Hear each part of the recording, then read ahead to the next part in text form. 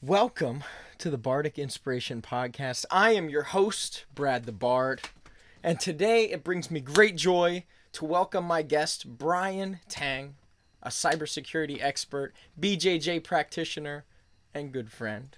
What's going on, baby? Thank you for having me. Yo.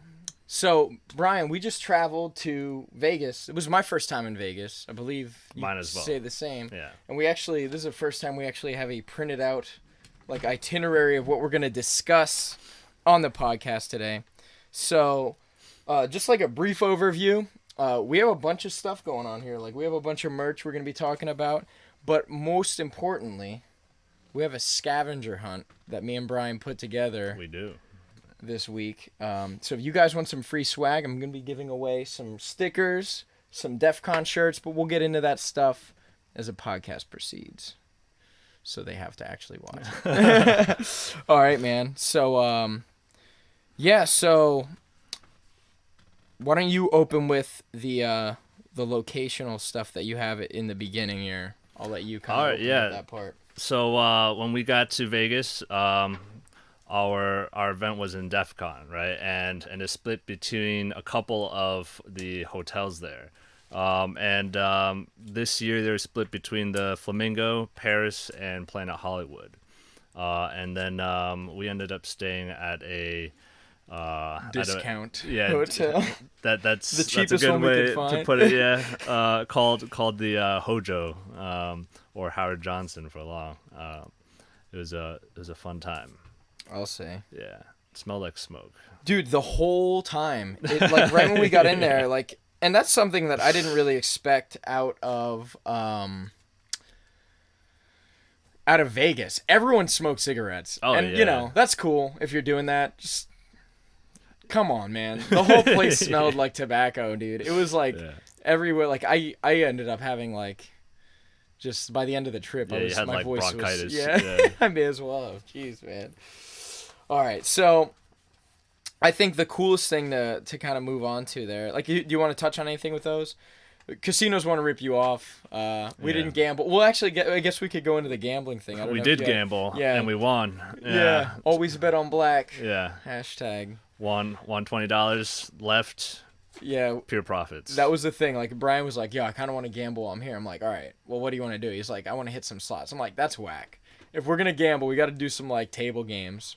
But I'm not about to drop $100 because to play blackjack, you actually need to kind of have some level of commitment. But I'm like, if we do roulette, we can get in and out. So let's make one bet. So I pulled $10 out, and he pulled out 20. So we both walked away with. My coworkers were telling me that roulette's best chance that you'll get. Yeah, it's like 48-something%. Yeah, for real, man. So let me see here. All right, so the badges. Are we going to go ham on this? Did you test if those batteries worked for you? Yeah, it works. Awesome. Yeah. So let's actually go into the DefCon badge itself. I'm going to pull mine off here because I did a little bit of modification. Yeah. I'm going to actually get my battery mounted here. I guess I could have did that before we started, but... Yeah, so just to give a little bit of background, when we showed up to DefCon,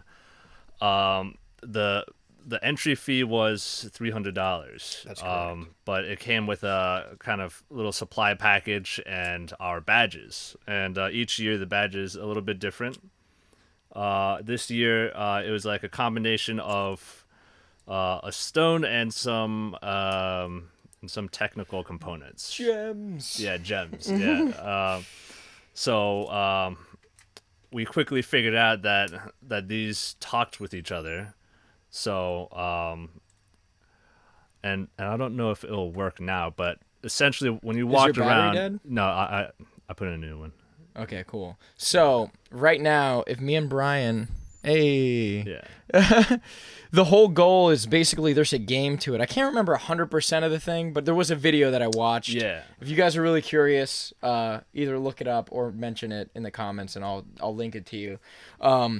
But basically the theme this year was to do a retro hacking style thing, and I can go into the t-shirts and everything.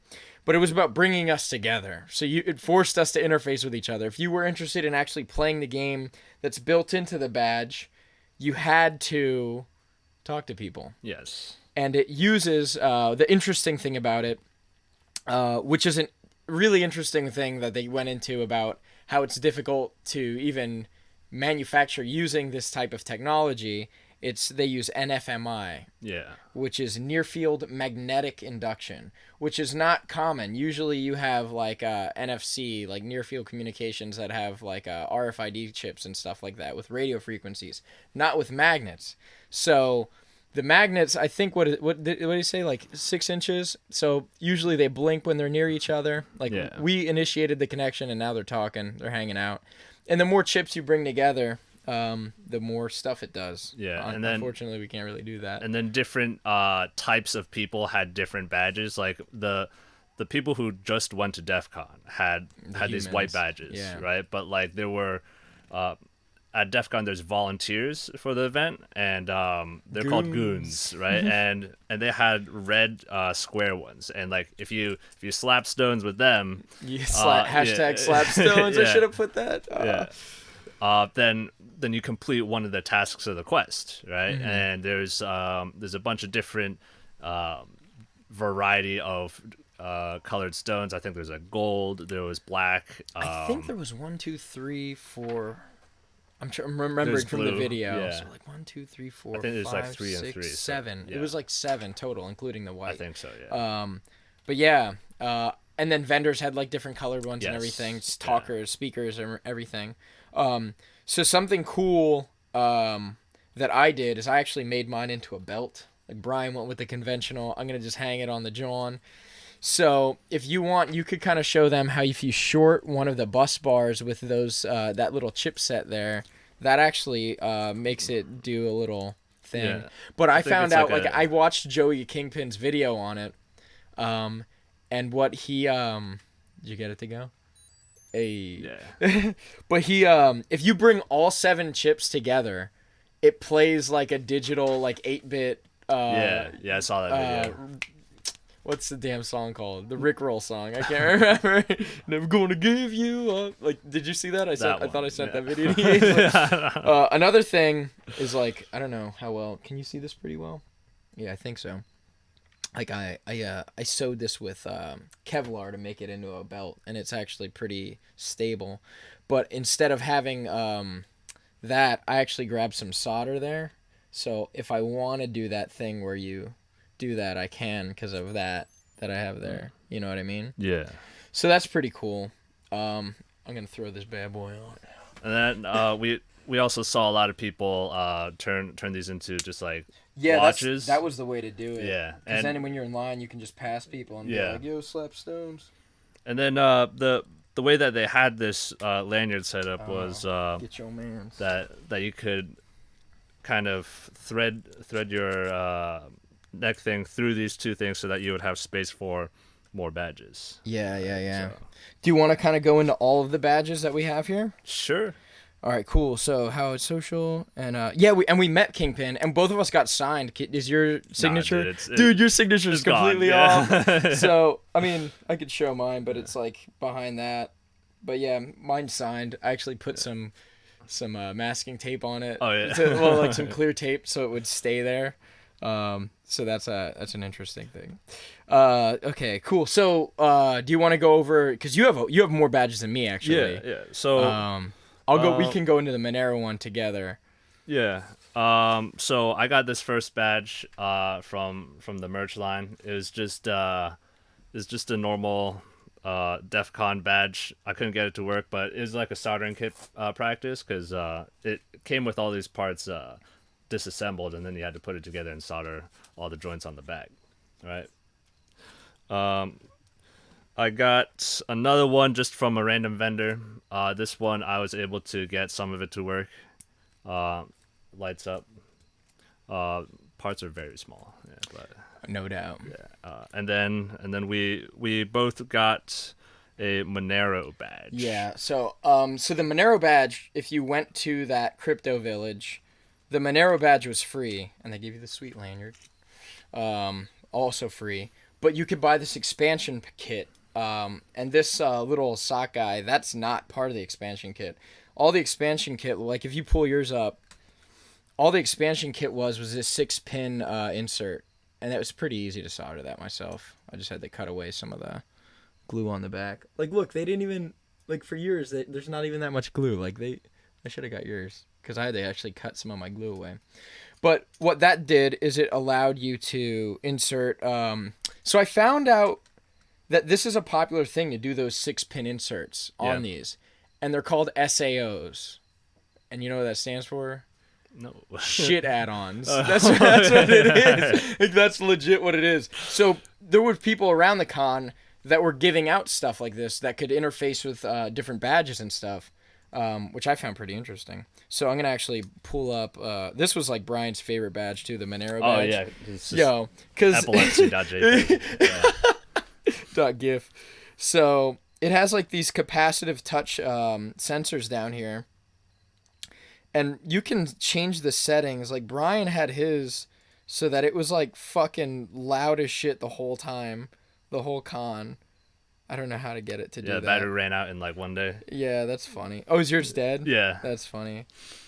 But yeah, I don't know. Yours was like flashing super bright constantly. But if you put this add-on in this guy, and I'm actually going to give these guys a shout out because they did give me this for free, so it's the least I can do. They're at voodoo.sh. So if you're interested in these guys that put together this little sock dude, it's pretty cool. Doesn't do much from my understanding. They didn't tell me it did anything specific. But if you short out this capacitive touch sensor on the back with like, he's holding like a little, I don't know what the hell. Like he's holding a magic wand and he's got the eye in the mouth. So if you short out the different stuff, his eye does weird stuff, like, which is pretty neat, but I don't know. I couldn't figure out if it like had any other things going on with it. So if anyone in the description knows, please let me know, because I'm interested. I'll actually leave that on there, and I'll just power that off. And what about that one? Oh, this one that you have there? That's that jack kit, right? Oh, yeah. That's pretty cool. Yeah. And this charges, by the way, with USB Type-C. They actually have a charger for this. It's got like a phone battery on the back. Pretty dope. Know that. Oh, they have like a badge challenge QR thing right there too. I just noticed that. Too bad the fucking battery's in the way, so good luck scanning that thing. Yeah. But yeah, so that's pretty cool. Yeah, and that's pretty much it for badges. Got a bunch of lanyards. I guess that's kind of related to badges. I'll just get these out of my way. So this was a Monero one. Did you get a Monero one? I did, but it's in my bag. I was gonna give it to you, but when we went to the Monero village, they were kind of secluded on like the top floor of like this building all the way in the back. Yeah, you had to go on the elevator to get up there. Yeah, it was like the last village we really checked out. Yeah, and I feel like because they're so secluded, they're just like tossing away their merch, so we were able to get a lot of good stuff from them for free. Yeah, we'll get into the swag later. Like we have that down there, so we'll definitely get into that later. Yeah, so badges. Yeah, so like I got a bunch. I don't even know what that ABS one is. This is like from I guess this is one of the DJs that performed, DJ Sterling. So that's cool. I think this is from the like hacking the sea. That was your favorite thing, so right? Stupid. Yo, Brian, every time we walked by the Hack the Sea like village, Brian was like, "Yo, that's the wackest thing here." I was like, "Bro, give him a chance. Give him a chance, bro." No. All right, cool. So, next item to discuss is the social engineering village. That was awesome. That was some of the best talks. Yeah, there. Definitely. So let me see. Learn how to make people like you. Yeah. So honestly, every talk that we went to there that was good. Well, everyone was good. That, in my opinion, not my favorite one in the social engineering village, but every single time we went there, it was worth the trip to go and wait in line. The three flights of stairs of it lines. Was funny too. Like every so I brought a bunch of my Hero in the Bard stickers. You guys know. And I was like half sticking them to stuff all like up the escalator and everything. So I was kind of like letting them available for someone to grab if they were interested. So the first talk that we went to was titled "How to Make People Like You," and one of the books that was kind of tied with that was you probably know the author, but it's How to Win Friends and Influence People. Yeah, it's Carnegie something. Yeah. Great talk, honestly. It was a great just discussion for a lot of the introverted people. Like, it didn't really help me too much. I think like I knew most of that stuff. I'm Yeah. a pretty charismatic person, I generally speaking. I think the topics, like when you hear the topics, you're like, oh yeah, like Yeah. that totally makes sense, Yeah. right? But like, um, I think for a lot of people, it's like you kind of have to hear it. It's like, oh right, like this is something I should do. Yeah, like right? you knew this already. Yeah. You just haven't seen it put into words. Yeah, or you haven't like really applied it. you Yeah, know? definitely. So that was a really cool one. So the next one, this one was like the coolest SE thing, was Paul Wilson's Yes. demo. So he was a sleight of hand expert, and he has a show called The Real Hustle. Definitely need to check that out still. And he was just going over different like carny games and how different carnival games and stuff are used to manipulate people into keeping them coming back and challenging them to spend more money, and like, oh, we'll let all those previous tries like work on this if you just keep coming. And one of the things he was saying like was a really effective game is 3-card Monty. Yes. And he did a demonstration on that. Yeah. Like, what was your opinion on that? Well, whole like thing?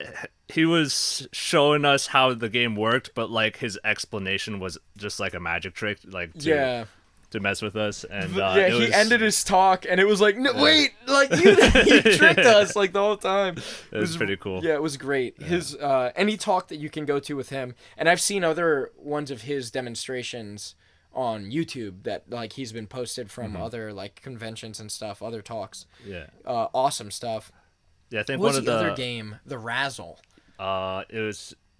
I'm not sure what that one was. Yeah, I can't remember exactly what it was, but basically, I think it was some carnival game that it kept you coming back to do double or nothing, and like it was a way to just steal all the money. The one that was like mathematically based, where like you would never win, but like you didn't understand the that was probably it. Yeah, your probability was 0 because it looked like you had a chance to get like a number between here and here or whatever, but there was no way to actually get that. Yeah.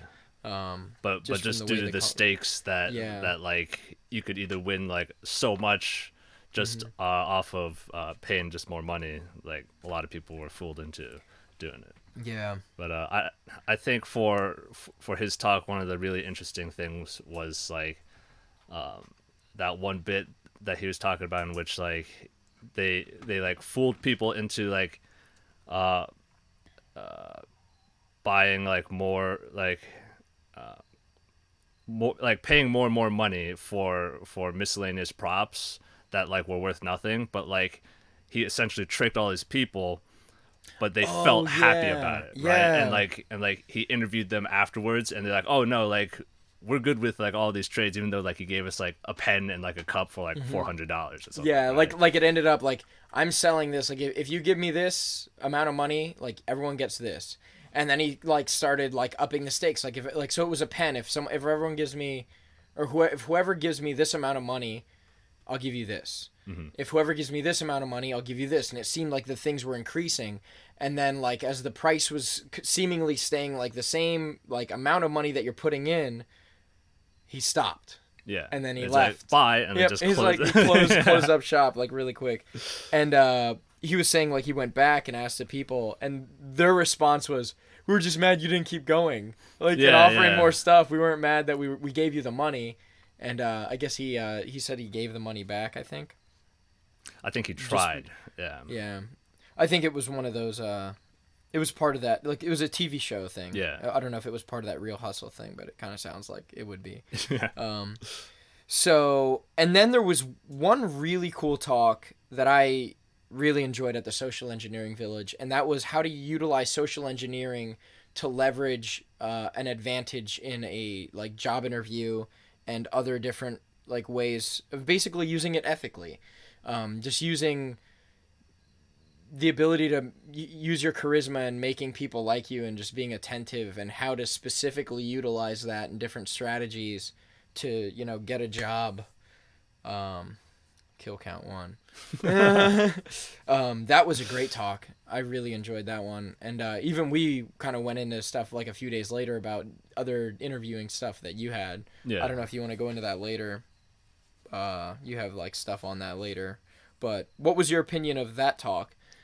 Yeah, I thought that one was pretty good. But I think there's another one that the social engineering village gave that's really interesting. It was the physical pen testing one, in which like how the guy got into various buildings, and like the first thing that he'd do is just go into the bathroom and just try to calm down. Yeah. And like the stuff that he was talking about was interesting. Like those badge readers were like kind of like in the New York subway, where like you put in your card and then like the gate opens. Yeah. Where like there's actually a sensor that detects whether there's a person there or not, and then like what he would do to get into buildings is like he would follow somebody, and then really like close. yeah, and tailgate them in, and then like he would have a laptop bag to cover the sensor as they went through, so that he'd be like the long man or whatever, and then that was a long man attack. Yeah. So essentially, it's like a photo sensor that takes in light, I guess, from maybe like a different area. So if you're walking here and I put my bag behind you, it makes it look like it's just a fat guy going through. You know what I mean? To the sensor, and that's a good way to get access in there. Definitely cool thing to go into. And then one thing we don't have written here that I really liked was utilizing social engineering in ride sharing stuff, like with Uber and Lyft. That was cool super talk. cool. Yeah. Definitely made me want to consider looking into it, just because if anything, I could use it to leverage more views on my podcast. So definitely something that was really cool. I really enjoyed that talk as well. Yeah, that guy kind of he kind of showed off how much like people trust their just like cab drivers, like they'll just overshare like too much information just because like they're either super proud of like the positions that they have, or like the clients that they've accumulated, stuff like that. And he's just talking about, it's like, oh well, if I know that this guy's normally leaves work around here like at this time, then I'll just start driving around there around that time. Waiting for calls and stuff. And then if you have a good, like if you're a 5-star Uber driver, the likelihood that you're going to be chosen is pretty high. Yeah. And then you just start asking these benign questions like, oh, how's it going, man? Like, so you work over there? Oh, that's pretty cool. Like, what do you do there? Oh, wow. You know what I mean? Just, that's pretty cool. Yeah. Like, oh, yeah, I used to do stuff in that line of work too. Neat. Just start saying things. So that was a great one. Highly recommend that stuff. I don't know, was that Paul that did that one too? Did he do that talk? I don't think so. I can't remember who did that one. Probably should have wrote that down. Whatever. That's cool. All right. Anything else you want to kind of bring up about that stuff? Not much, but I'm glad that we stayed for Paul because he was the last talk. Yeah, it was kind of like impromptu almost. Yeah, because the person who was supposed to do the talk canceled last minute. Yeah, and like I think the talk beforehand was a little bit boring. So like I was like, yo, dude, we should leave. And then you're like, nah, we should. Yeah, it's like, let's give it a shot, man. And like everything so far has been good. Yeah, it was a good decision to stay. For sure. And then just because I don't think we have it written down anywhere, and I kind of wanted to touch on it. The thing we did not get to do, and we were in line multiple times, and it just filled up every time. The Sky Talks. Yes. Oops. Sky Talks are interesting. We should definitely hit it next year. Yeah, so something that was interesting about them is a lot of these are kind of social engineering based. There's a lot that aren't, though. There's a lot that are pretty specific, like how to hack like a journalist is one. Cyber Ninjas and You. It was just some really... If your phone is using Tor and leaking your PII, like all of these things, the art of defeating facial recognition, and we did go into kind of some Yeah. stuff on that were separate talks. But Sky Talks are apparently like really popular, so the lines for those were crazy. Ridiculous. Yeah, they were insane, and there was like, it felt like going to Six Flags again, because like you could buy the Sky Talks badge for $70 or 40. something. Was it 40? Yeah. And it would Still a lot. Yeah, still a lot. Yeah. Yeah. And it would fast pass you to the front of the line, and it was like, all right, Well, I must think- be nice. I think the main thing is that like when you finish a Sky Talk, you don't get kicked out. Oh yeah.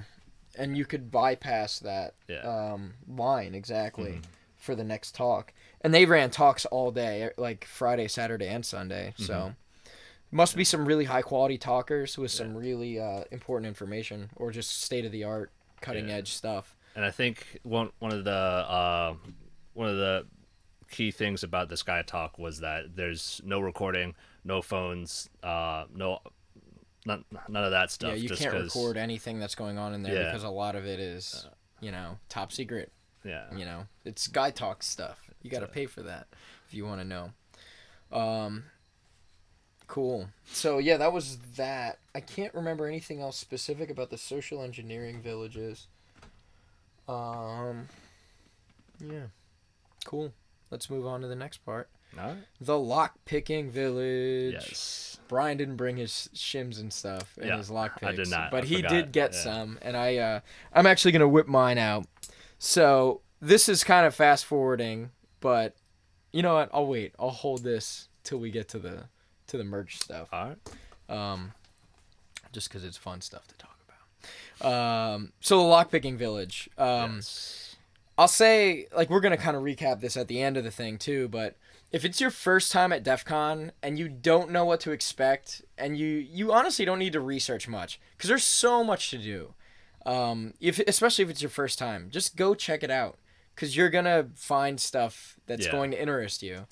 And we found ourselves in the lockpicking village way longer For than like we a day and a expected. half. Yeah, Yeah. like any free time we had was like, lockpicking village. Yeah, let's go there. Let's merch after. Let's do this first. So, let's So the lock picking stuff. There was a few talks we went to. Medico locks apparently are really high end locks. Yes. So I understood. Like, we pretty much understood the fundamentals of lock picking, but Yeah, you just put You in the know. tension wrench and just rake it. Rake it till you 30 make times. it, baby. But medico locks were really like specific technique stuff, and it was just Yeah. like, if you aren't a lock picking practitioner that's like practiced at the craft, you're gonna have a hard time. Yes. Yeah, and we were honestly only able to pop the non-security pin Yeah. ones. Like, I don't know about you, but I wasn't able to Yeah, I hit couldn't. anything that had a mushroom top or Yeah. like I don't even know what that is. thimble. Yeah. Yeah, the different types of security pins that are in locks are very difficult to bypass, and it takes time to learn that stuff.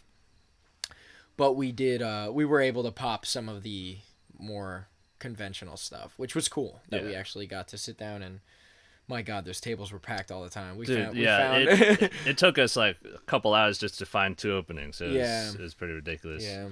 But it was the lock picking village didn't only have lock picking stuff. They had some other interesting things in the same field, such as the like tamper evident stuff. tamper evident.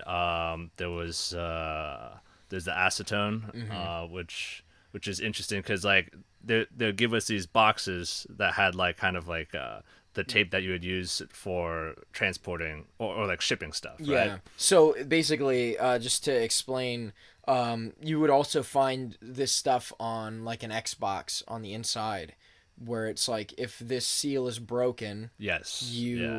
warranty is void or something to that Yeah. effect.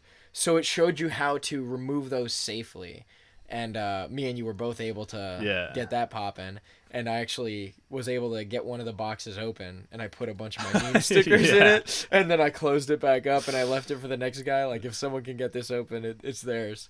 That was super cool. Learned a lot of interesting things about how that works too. And I wonder if it works So there's those you have those TSA stickers. You know what I'm talking about? Where they have maybe it's not TSA, but it's like the security thing at the airport, where if you try to rip the sticker off, it'll rip itself. And we didn't have that there, but I wonder if that would work the same way with the acetone. Yeah. Like I'm sure it would work. So that's something they didn't have it there specifically, but I'm sure you could leverage that on that, which was really cool. The shims. Yes, you tried to do the comp, and you got gypped. I did. Oh my God. So I would have won if the right guy would have saw me do it. And then I would have tried again in front of the right guy a third time if there was an actual prize. But I'm like, so I'll tell the story. So there was all sorts of different shimming things. And we can even get into shimming with the lock bypass village too. So that's cool. I just noticed you wrote that there. So it was, I wish we had one here because it would be easier to talk about it. But essentially, there was this one, I don't even know what you would call it. Well, the concept's kind of similar to a padlock. Yeah, right? It honestly was. So like, I guess like the padlock just kind of is like it swivels, right, and then it locks into like one hook here. But like the one that Brad was trying to crack was just kind of like a friction fit, in which just like it just closed in like that. Yeah, exactly. So like the cable goes in, but because this is gonna be like ridiculous to try to explain on camera.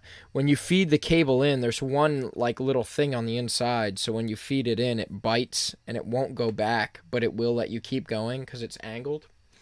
So if you send a shim in, if there's a little bit of play in that, you can send a shim in and pull this back out. And I was able to do it successfully in front of one of the guys that were running the village. And he was like, oh man, you beat the time by, however many seconds, because you were timed on this. And this was honestly one of the easier ones to do, I will say. Because they had some like military grade ones that were super technical. I tried. You were messing with one. I was so angry. Yeah, they were weird. There were some really, I'd never even I was in the military and I hadn't seen some of these. Very interesting concepts. Yeah. And the guys who built those, they took their time on those patents to come up with the technology to do that with the mechanism. So I got that done, and then the other guy was like, he reviewed it, and when you do the challenge, you get rated from 1 to 10, and then you have the time as another factor. So there was like a scratch somewhere on the thing that was somewhere that my shim wouldn't have touched. And he was like, but this looks like someone played with it. I'm like, that was there, man. Like, get the fuck out of here, bro. Look at where the mechanism is. Like, there's no proof that I tampered with it. And he's like, all right, can you do it again? So we're like, dude, we have a talk in like 10 minutes. So we had to sprint out to the Paris to even, get to that talk. And then we ended up back, I think the next day. I'm like, all right, we got time. I'm going to make the ultimate shim. And then I did. Like, I had it perfectly set up. And then I did it, and it left a little bit of residue. And he's like, if you would have just wiped it with your thumb, it would have been a 10. But I see some like residue from the can, we used your Bang energy drink can, which was convenient because I was a tall boy. I was able to cut perfect lengths out of it. And man, that was just a shame because I was like, he's like, you should try it again. I'm like, not gonna happen. So I was like, what do you win? He's like, oh, there's a leaderboard. I'm like, all right, dude. See ya. I'll see you next year. I think your times were like pretty good too. They were, yeah. I think you were supposed to beat like 40-something seconds. Yeah. And like your first attempt. I think it was 35, and my first attempt was like 27. Yeah, it was almost 10 seconds. Yeah, it's pretty good. Definitely.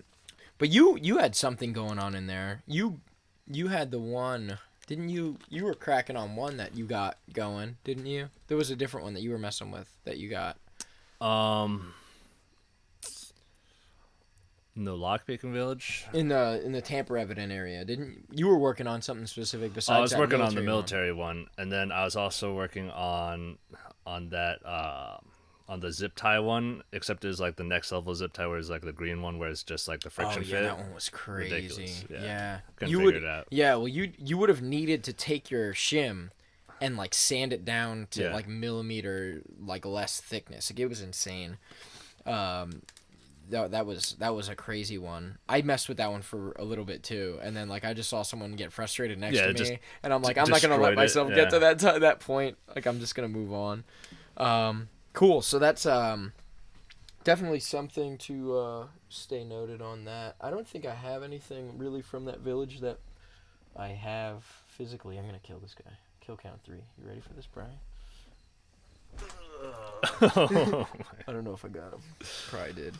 Yeah, there's a lot of bugs getting in here today. The summer is ending, so they're getting their last meals in. Okay, cool. So probably the most fun village that we went to, that we again did not expect to have this much fun. Yeah. The lock bypass village. Yes. So instead of necessarily picking locks and getting through them through, finesse and everything, there was ways to use janky stuff because of poor installation and other methods like that. Mostly coat hangers. Yeah, it's coat like hangers. 90% coat hangers. Coat hangers and the insides of Cat 5 cable. That's all you need. That's all you need. Yeah. So. Oh yeah, they had a car door there. Yes. And they gave us the tool to try to unlock it, which was pretty cool. Mm-hmm. And then there's also the handcuff challenge, which you beat. Right? I did. I think I have that with me, actually. So there was a handcuff challenge where you had to be handcuffed behind your back, and you had to use a bobby pin as a shim to get out, and you had a minute to win it, and your boy came through. Yeah. So this is actually. I was able to do it, but it took me like a minute and a half, I think. Oh man. So. Well, honestly, the car door one, you were killing it. I was messing that up like repeatedly. That took me forever to figure that one out. I kind of wanted to learn how to do it with a coat hanger because, like, realistically, that's what I would need in that situation. Because there's no way I'm gonna be carrying around that tool. Oh, I'm gonna kill this guy so bad. You're going down, sir. You're gonna go down. I'm gonna kill you. I'm gonna slay you. All right. So kill counts aside. Let me pull this bad boy off here. I don't want. Or yeah, I'll just show you. That's a handcuff key. That'll get through like legit like cop handcuff keys. You know what I mean? Or handcuffs. Whatever. You've seen them, man. They're in movies. No, I'm not showing you nothing you don't know. The thing that it's attached to, we'll get into later. But yeah, one of the cooler things was they had these prop like little mini doors that were like this big, like they stand it up long way, and you could try your hand at getting through these mini doors with like a coat hanger with a wire and grabbing the door with your little hoop and then pulling it through. Took me a while. Needless to say. like you really don't know harder than it looks. What you're hitting resistance on like behind the door, and then there's I think there's the one with the RFID reader, but like you would have to mess with it in which like you would pull off the wall, but like hide something behind it so it would still understand that like it wasn't tampered with, right? And then like you could like plug into it and like do stuff, or use that tool that we'll talk about later. Yeah, definitely. And then they had one of the other cool things that they had was like the elevator key thing. Yes. Yeah, so interesting stuff. I don't know. I wish it's one thing to talk about it. It's a whole other thing to have the prop and show. You know what I mean? So definitely awesome stuff. If you this is some stuff that I plan to kind of talk to some of my parkour guests that I'm going to have on with, because I have some roof culture friends that I think know some of these tricks, and I kind of want to get into that with them. Definitely awesome stuff. So yep, I won that handcuff key. Blah blah blah. Yeah, it was really cool though. Yeah. And the talks were like great, and the people there, the staff, like 10 out of 10. Like they were really really cool people, great people to just hang out and talk with. Would recommend 10 out of 10. I liked how like one of the biggest recommendations from the guys on bypassing locks was just to like push hard. Yeah. It's like, so if you see a door handle, Push just or pull push. hard, And then if it doesn't work, just do it harder. Yeah. They had it's not called like Gastoning it, but it's like it had a G name. Yeah. Like for the guy who came up with the technique. Interesting for sure. All sorts of techniques for getting into your building when you're locked out because you left your key in when you legally need to get in there. Yes. Yeah. Exactly. Oh man. Yeah, that's cool. Okay, so the next one is different talks we have here. We only have a couple listed, so I definitely want to kind of dig into a few. Joey Kingpin did go into the badges. Yes, that was one of the big talks. And the just all the effort that they had to put in, like logistically, on how to get them created in time for this year's DefCon. Yeah, and I will say, I think if you could get the talks that were recorded, you could get the MP4 files. They had a file server that you could connect to and grab that stuff, which was awesome. So I think one recommendation I would have for the next one is if they have a talk that's getting recorded, not like the badge one, because that one we kind of wanted to know now. Yeah. Because it was relevant now and it's never going to be relevant It was again. like the first talk. Yeah. If there's any other talks going on in there that you're interested in, maybe save it for later. Yeah. If it's something that you're not going to use while you're at the convention, because you have a ton to do in a small amount of time there. And no matter what you want to do, there's no way you're getting it all in. Unfortunately, I was kind of hoping they would have talks like well into the night, but they really have a fixed window where a lot of these things overlap, and you have to really prioritize. Like, which one are we gonna pick? Yeah. But yeah, so the first talk here, the repurposing malware, that one was for the Macs. It was. That was probably one of my favorite talks. That was interesting. That guy had really, really good examples, and he went into great detail about the specifics about how to recompile them. And essentially what that talk was he was showing how you can have different, ransomware components or different crypto miner components, and you can just recompile the code so that it bypasses signature files that exist for that type of malware already. And it was just crazy how he explained that, because he's doing like a live demonstration. In my line of work, it's just I see how easy it is to get around these things. It's scary, and you really need to leverage some, you need some security awareness training in your companies. That's what it comes down to. Great talk though. I wish I had the guy's name written down that did that talk, because it was honestly one of the better technical talks by far. And then another one that was great, dude had a husky accent, but it was a pretty good talk. He had he did do a demo, but you really for that Circo one, you were Dude, on your phone the whole time, because you're like, no, what the fuck? I was exploring that. Yeah, you were exploring that whole area, because you're just like, dude, fucking, yeah, I don't know anything yeah. about Cisco's iOS. This is all you, dude. And it was cool, because there was some things we were at that you knew way more about than I did. And it just goes to show you how huge IT is. Yeah. Just the whole landscape of things there. You're not going to know most of the things there. Even if you're an expert, you're going to run into some things where you're going to be like, I have no idea what's going on in this village. Like they had a ham radio one. Like, I'll bet that was all old white dudes. Yeah. You know what I mean? But, I'm sure they actually had some pretty cool stuff in there. Not that we went in to look at it, but, I'm sure there was decent stuff over there. But yeah, so that Cisco one, it was a Cisco implant Raspberry controlled operations, I believe is what it was. That's what I've written here. I could be wrong.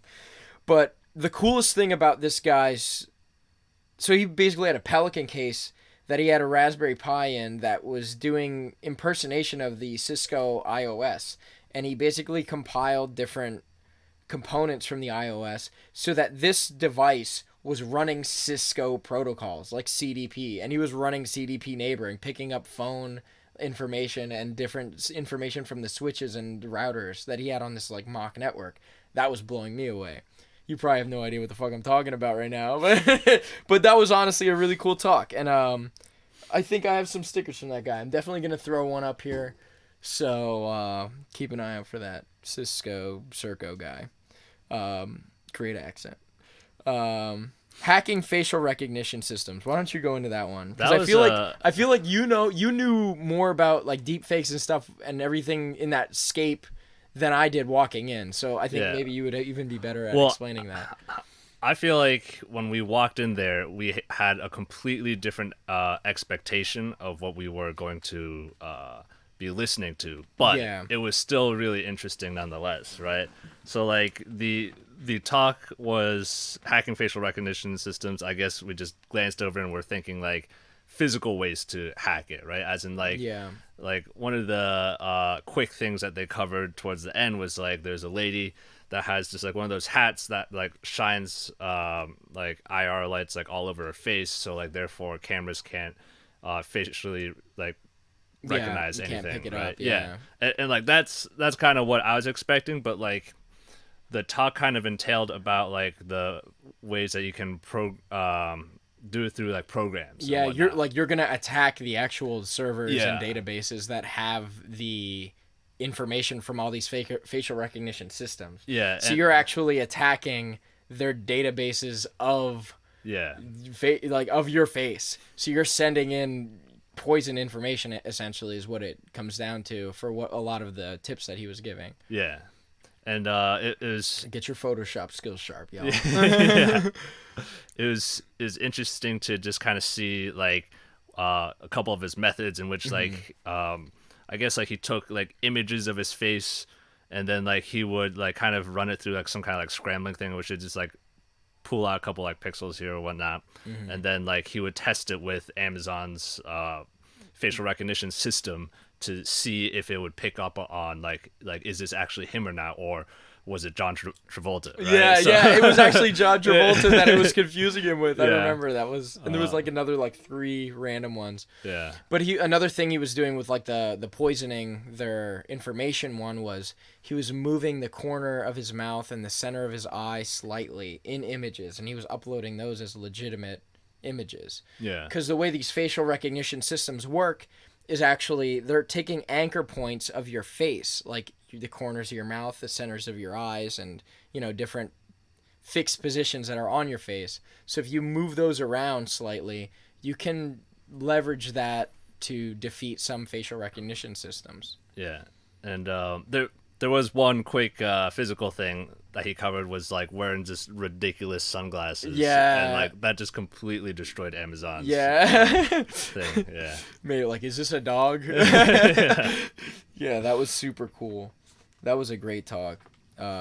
Even though like it was pretty high level, there was definitely things he was explaining, like the algorithms and things like that. Shit was like, I was like, yikes. Yeah. And we're sitting in the front row, we're like just munching on Pop Tarts. I'm gonna just take some notes on what he's saying there. Like, algorithm. Let's Google that later.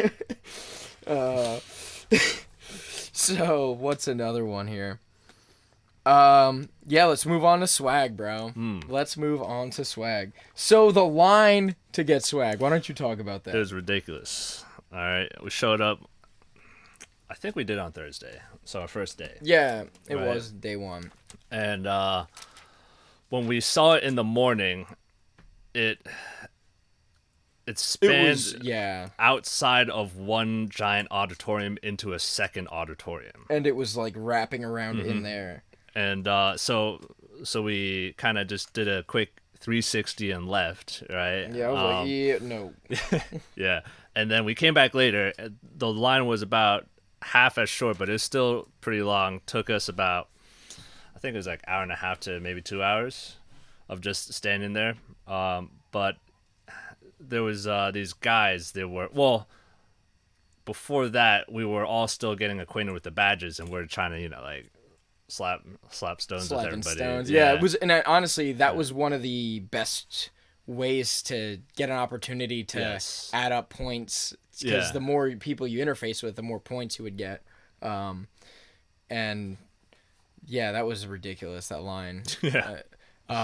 So kind of just mentioning that, just because we're kind of going in order, do you kind of want to go over the cipher thing that we got? Yes. I have it with me. Do you have it? If not, I'll pull it up. Not on me. Yeah. Yeah, so I'll actually pull it up. All I right. have it in this bag. Why don't you talk about it while I do that? So there was these guys. They were walking around the merch line, and they were handing out these small cards, and they had just like a bunch of gibberish written on the back. Oop. So let's see here. Yeah, it probably won't. Yeah. But I mean, actually reading it doesn't actually matter. I guess, Yeah. Because so it's just a bunch of random text, right? And then also what we figured out to be base 64 code at the bottom, right? So this was kind of like a scavenger hunt, right?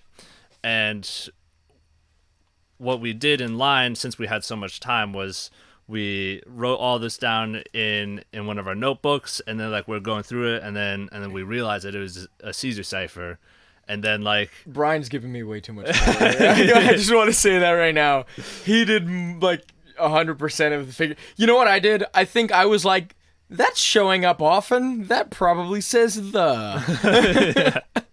yeah, and like with the usage of kind of guessing that like a couple of words were like the and to and stuff like that, we were able to determine the shift of the Caesar cipher, and then use that to generate like a map of like what letters go to, and then with that we're able to decipher what this said, and all it said was essentially check out this code below, which so angry about. Yeah, essentially what Brian had found is like, so you didn't even need to figure this shit out. Yeah. You would have just needed to be able to identify that base 64 code and go, oh, let me just encode that. Yeah. Like, and decode that. then we with a like base talked with a 64 couple decoder. of other people in the line. They're like, oh yeah, just put my phone, and I read it, and then I used an app to do the base 64, which the base 64 turned out to be a URL to the next step in the hunt,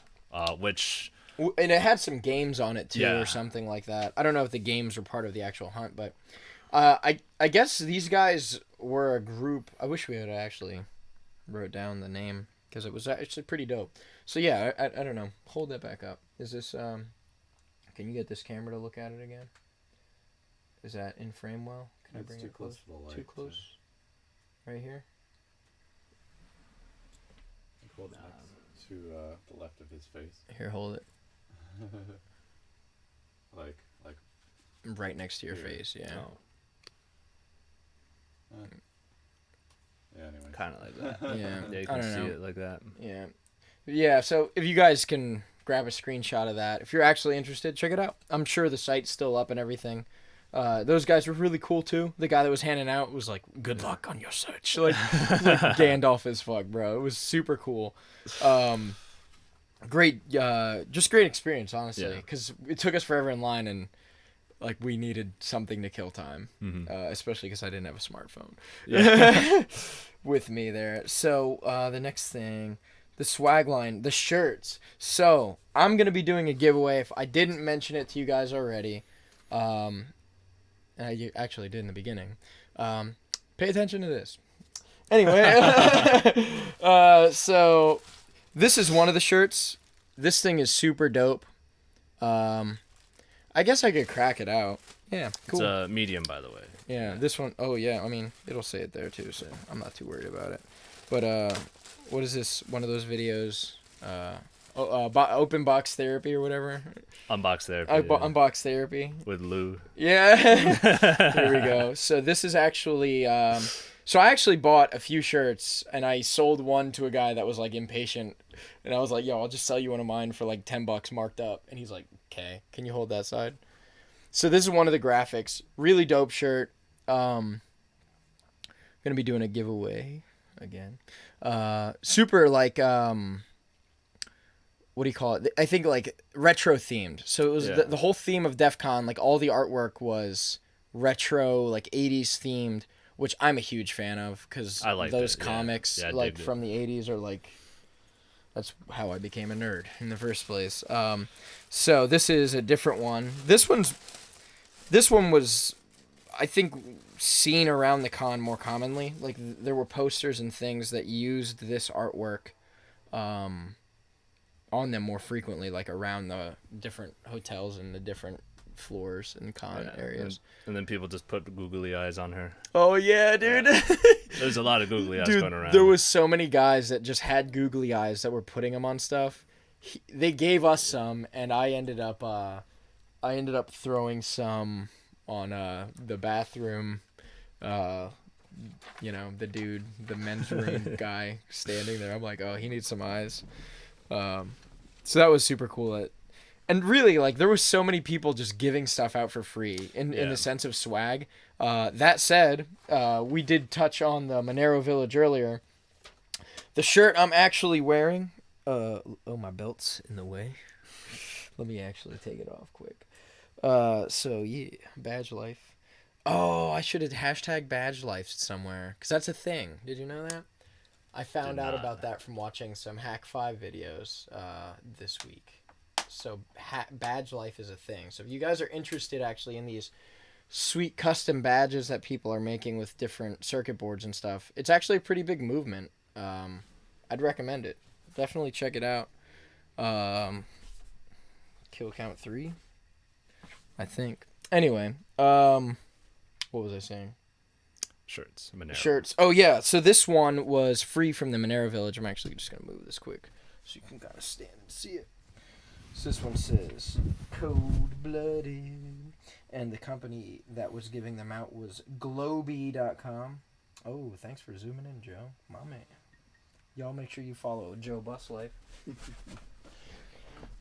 So this shirt and all the swag that they gave us was great. Honestly, I'm missing. Swag. Yeah, this is a really nice quality shirt. Yeah. They gave me and Brian both have all of these. Yeah.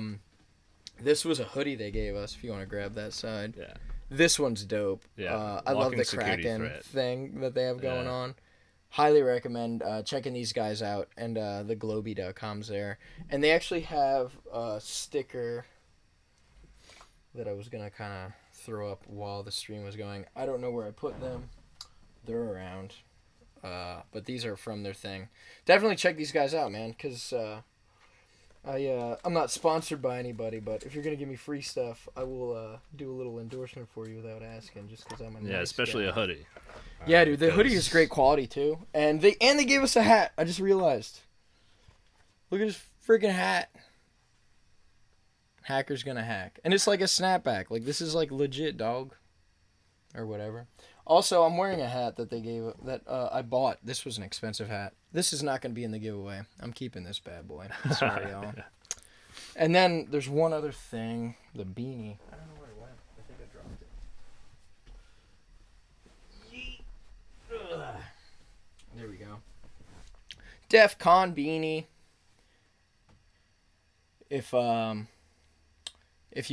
If someone can solve one of the scavenger hunts by the time the podcast is over, I'll throw in the beanie.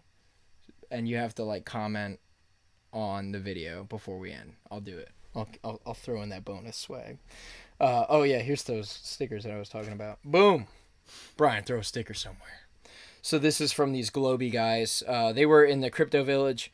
I can't remember what they were talking about specifically. They were in the Monero Village though, and they were crypto centric, and I actually just made a recent crypto investment because the market's kind of low. It's a good time to buy.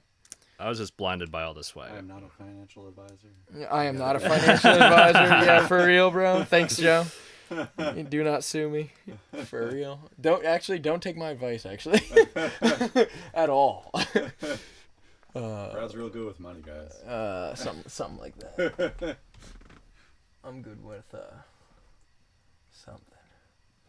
I don't even know the orientation that this is supposed to go.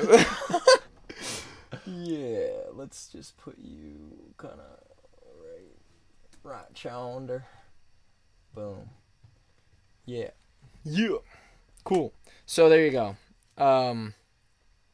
What a tangent we just went on. My God. Where are we at? What's the next topic?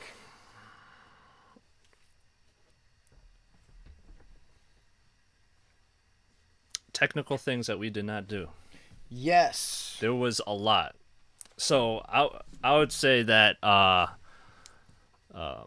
this was our first time at DefCon, right? So we kind of went understanding that there'd be a lot of stuff to do without bringing a laptop, and we didn't really want to bring any of our personal laptops in case we accidentally downloaded some crazy stuff. Yeah. So definitely don't regret it either. Yeah. Going in conservative, I have no regrets. I did not go in with a smartphone or anything. Like, I went in with like an old Nokia brick phone. Yeah. And I don't regret doing it at all. And I would say that like there was absolutely plenty of stuff to do without any of the technical hardware and whatnot. But like while we were there, we were able to see all of the other stuff that we would be able to do had we brought hardware and like reserved those workshops ahead of time. And that's definitely something we want to look into. But if we had brought the laptops, like let's say day one, and got caught up in the wireless village, dude, we would have been there like the entire time. Well, that's the thing. Yeah. We would have missed so much that we would have otherwise not even had the idea to do the next time we go. Yeah. We are planning to go to the DefCon 28 also. So you're holding one of the technical things. So that was for like the ATM hacking village. Yeah. That was the first thing for their, I believe it was a CTF. It was a capture the flag event that they were doing. Yeah. Kind of like that.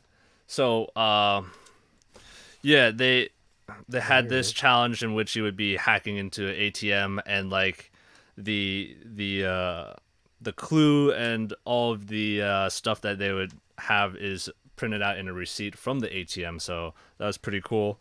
And they had a bunch of other expensive devices there to be hacked into, like like medical devices. Oh yeah. Yeah. I think there's the sonogram or something. Yeah, and we actually like got hands on it, and they were saying like, oh, it's like actually has this operating system running on it, and they were like, yeah, you're allowed to hack it, like go ahead, like go after it. And I would just try to press Control Delete. Yeah, and I'm like nothing's happening. Like I'm like Windows R, like Control Shift Escape. Like why is nothing that I'm trying? Probably a dude like right next to us, like, who are these retards? Yo, well, and then there was like flash drive ports and stuff. Well, there wasn't even some of those controls on the keyboard, as I remember. And I'm like, oh, you need an external keyboard to even do stuff with, like, the Windows key. So, like, I'm not even going to... This is stupid. Like, we need to just walk away. Like, thanks for this free swag. Like, or whatever they gave us. There was, like, one station where they had a thing... It was like a miniature display of like an oil rig, and like they challenged people to be like, all right, like blow up our oil rig like through hacking it. Yeah. Right? So that was kind of cool. Yeah. So that's actually the the Cisco implant Raspberry controlled operations thing. That dude's site is circo.cc, circo.cc. Check him out. That dude was super cool. I really like that talk. And then what do we have next? There's a bunch of CTFs. Yo, there were so many CTFs. And that's honestly one of those things where there was, at the end of the conference, they actually did awards. Like, you could win your black badge, which got you free entry into the cons for life, like moving forward. And, they had entire teams devoted to this stuff, which made me even more unmotivated to do it. Because I'm like, yo, so you're not only are you missing the con, you're going up against these, like, dudes that this is what they do. Yeah. And like they bread from China. Yeah, you know what I mean? Yo, for, like, and, they had a Korean team that was, like, showed up. They just had a ridiculous, like, demographic of people in there. It's like you had all the American dudes from like, I don't know, was it an MIT team that won or something? I'm not sure. Or maybe it was a Silicon Valley group, but it's like But it all was the American. dudes that had like all of their friends that were the smartest friends they knew. Like, hey, let's put a super team together, and they Yeah. won. And it was just like, wow, dude. Thanks. Thanks for really like unmotivating me. Here's Brian's favorite village right there. Yes, hack the sea. Security engineering and assessment lab. SEAL. Cyber SEAL. Look at that. Look at that. Instead of Navy SEAL, guys. Look at It's the same thing. Yeah, so that was a technical thing that we did not do. Is that what we're still on here? Yes. I'm trying to think of another thing that maybe we did not touch on. Well, I guess we could Yeah, elaborate even more the about... Wi-Fi village we didn't do. Like, Yeah, and that was like day one stuff. And that's we talked to that one dude. Yeah, that dude was super cool. Was it like Jacques or something? Yeah, He was French. He was Canadian or something. he's a Louisiana guy, and yeah, he was What was his job? It was like he basically programmed PCL boards for different Yeah. like machines and stuff that used antennas, because that's what kind of caught my eye. There in the Wi-Fi village, there was a vendor there that built like super duper custom like crazy antennas. And I should have asked, like, at the time I didn't know like giveaways were just like, yeah, take what's on my table, because I should have grabbed some of those. Like, they were super cool. There was like a crazy range extending one and just all sorts of really cool stuff that they had. And yeah, I don't know. Yeah, I think any other technical stuff that you remember seeing that we didn't really get involved in? Well, I think that guy was also like we got to chatting with him, and like he was telling us talked to about him for like a good 30 minutes at least. Yeah, and like he was talking about like his previous job experiences and whatnot, and like how he did like custom jobs for clients, and like he used to make things that like crawled the ocean floors, and he's just telling us like, don't do that. He's like, it's cool, but it makes no money. Yeah, he was exactly. That's what he was Yeah. saying. Like, all the sexy jobs that have anything to do with my line of work don't pay the bills. Yeah. Like all these cool like R&D and like different like exploration and scientific cool stuff that you want to be involved with. Yeah. Like, the work is not there for what you think you're worth. Like, there's a kid that's coming out of college that's fresh on it, that's gonna do it for cheaper because he wants the cooler job more than the high paying job, kind of thing. Yeah. Is kind of what he concluded with. Yeah, I think he was just like, if you want to make money, just do medical stuff. Yeah. So. Yeah, so that was pretty cool. Yeah, and then the workshops. Yes. Sign up for the workshops, I guess. We're probably too late Which is already. gonna be hard. Well, they all open up at like a certain time, and I think it's just a couple of months out before DefCon. But when we were listening to the closing ceremonies, they said that all of the workshops got booked in 1 minute of releasing it. Yeah. So you gotta be real fast on that F5 button. You know? Yeah. So. Yeah, that's what they were saying, which is unfortunate. Yeah. Because apparently a lot of the workshops were all stuff was provided. Like, they had everything you needed to do the workshops. And they had some really cool ones. I have the itinerary that we could actually look at some examples. Why don't you talk while I look for this quick? Yeah. Yeah, demo labs. I don't think that's it. Vendors. Oh, I don't see a workshops one. Wasn't there like workshops? Parties and meetups. Yeah, well, we should go into this book actually, because we had some pretty cool stuff. Villages. There was workshops. Contests and events. I wonder. But I'm pretty sure that they're trying to expand their workshop size, but it's been so popular. I don't think that they've been able to catch up with the demand. Yeah, so I'll while we're on the topic of workshops, like, we can kind of thumb through this again. So they had, I'll just read off a couple that are like kind of interesting to me, that kind of stick out. Hacking medical devices. I remember, and that was Thursday. This is like the Thursday itinerary. We showed up, and that friggin' village wasn't even set up. Like, they were like, we're not ready. Go Yeah. away. I was like, okay. Hacking Wi-Fi for beginners. Like, there was some really cool stuff in here. Yeah, I think there might be one on like hacking Bluetooth too. Or something. Yeah, that one's the next one. Hacking Bluetooth with low energy. That was actually a CTF thing. Constructing Kerberos attacks. Hacking Android APKs. Purple Team CTF. Blah, blah, blah. Let's look at some of the cooler stuff.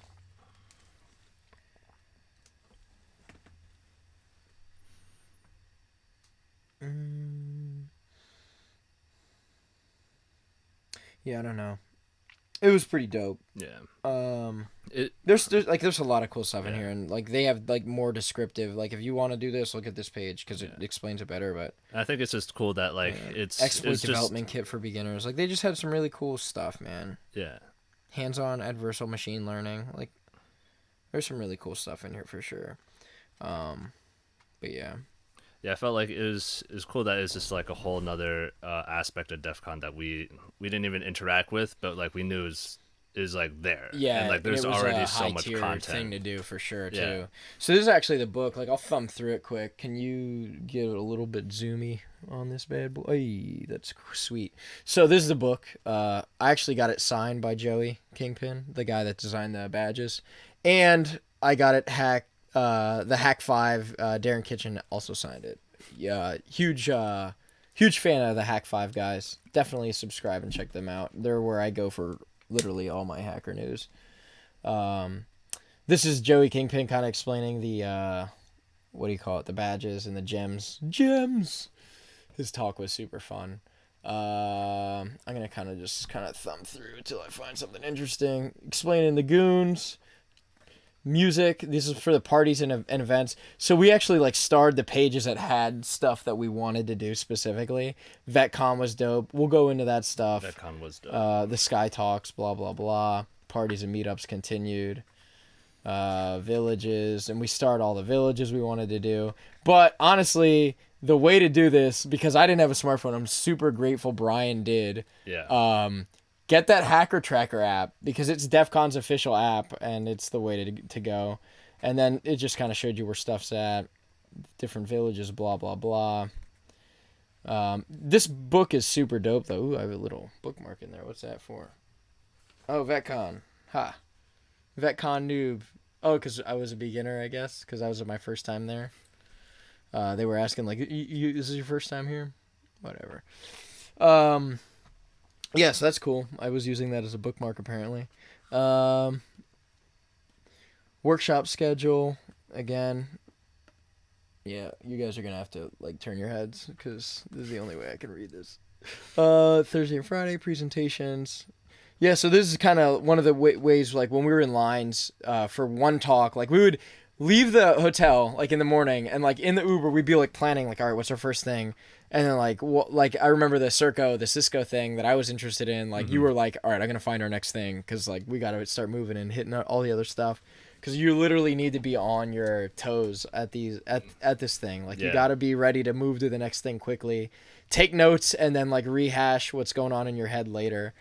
There's all the Sky Talks, the demo labs. We didn't really hit any demo labs either, do we?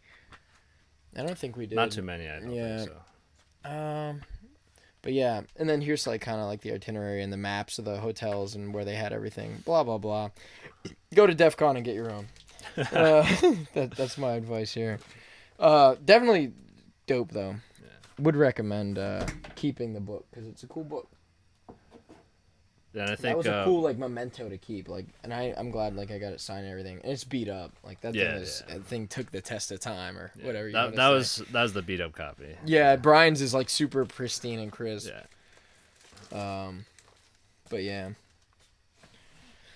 Where we at here? So workshop CTF Vendors.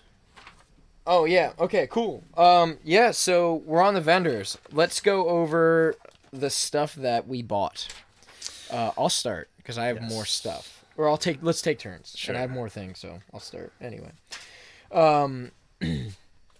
Something I bought was I don't want to start with this. Let's start with the Modern Rogue thing. So the Modern Rogue is a cool YouTube channel also. I'm subscribed to them. Would recommend checking them out. I did not expect them to be at DefCon though. I was surprised to see them there. And they had their booth was honestly like funny as shit. Like they were just a bit of a shit show. Yeah, they were out of control, but like it was so like I don't know why I gravitated toward to it. Like I guess chaos attracts chaos. I'm like, oh, what's going on over here?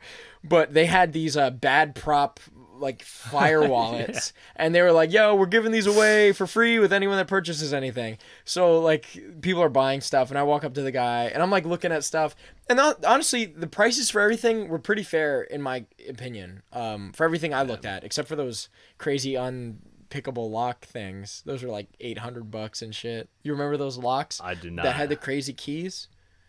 Right when you walk into the vendor area. Oh, the like the crazy key, like with crazy tumblers that like were like it was like a crazy 3-dimensional lock, insane thing. Like I've never seen anything like it. And they had like a demonstration thing of how it works. It was pretty cool.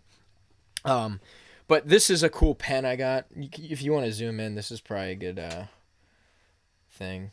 Hey, cool.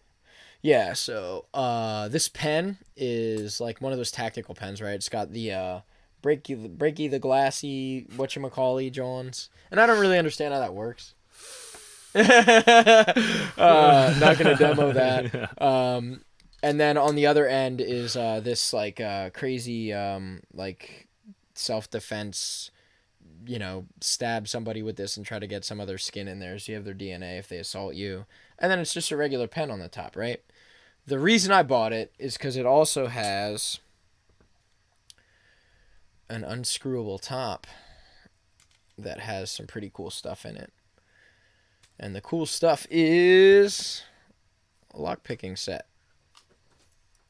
So you take the pen out. You don't really need to do all this crazy shit that I'm doing, but I'll put this to the side quick. And it actually came with 5 lockpicks, right? And no tension wrench. It came with no tension wrench, so I put one in. I made this. And if you do the scavenger hunt, I will hook you up. Anyway, so, oh yeah, if you're going to zoom in quick. So, hey, man, Joe is the man. Follow this man on Instagram. Hashtag JoeBusLife, @JoeBusLife. So it's just a tension wrench. If you know how lockpicking works, it's that. But these are really tiny, and I got them to work on a few of the locks while we were there. So I know they're pretty legit. Definitely not the highest quality lockpicks you're ever going to find. But they were cool. They're cool.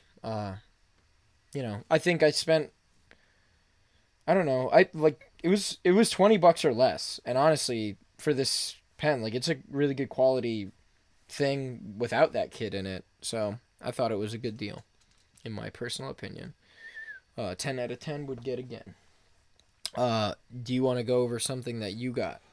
Sure. I mean, I don't have it with me because I forgot it, but I picked up, well, it was a combo deal. It was a skeletonized padlock so that you could see all of the pins. Yeah. And then it came with like a concealable lockpicking set that was disguised as a credit card. So like you would slide it open and then your whole set would be there, and then you could use it and then pick any kind of lock.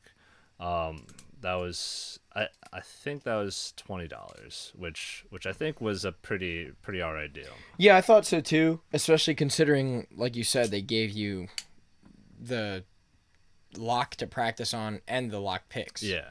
And it was a really nice case. Like it's like a credit card kind of thing. It was a cool to conceal kind of deal. Would recommend that. I think, like you said, you got a good deal. And we were both practicing on it, even in the airport, like waiting to get out. Like people were like looking at me like, what the hell is that guy doing? Crazy. The next thing I'm going to talk about is this. This thing is the Keysy, right? So this is an RFID duplicator.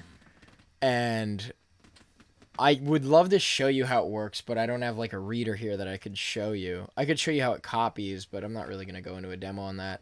They have basically you can store 4 different RFID signatures. I actually tested this with my key fob for my job, and it worked.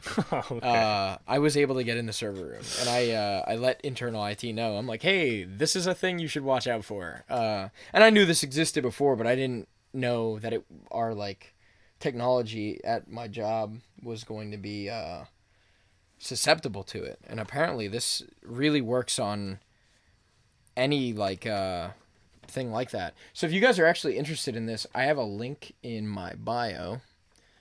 Check it out. I have it here, and it came with one rewritable fob, so you could actually copy with the Keysy, right, and then write it to this guy.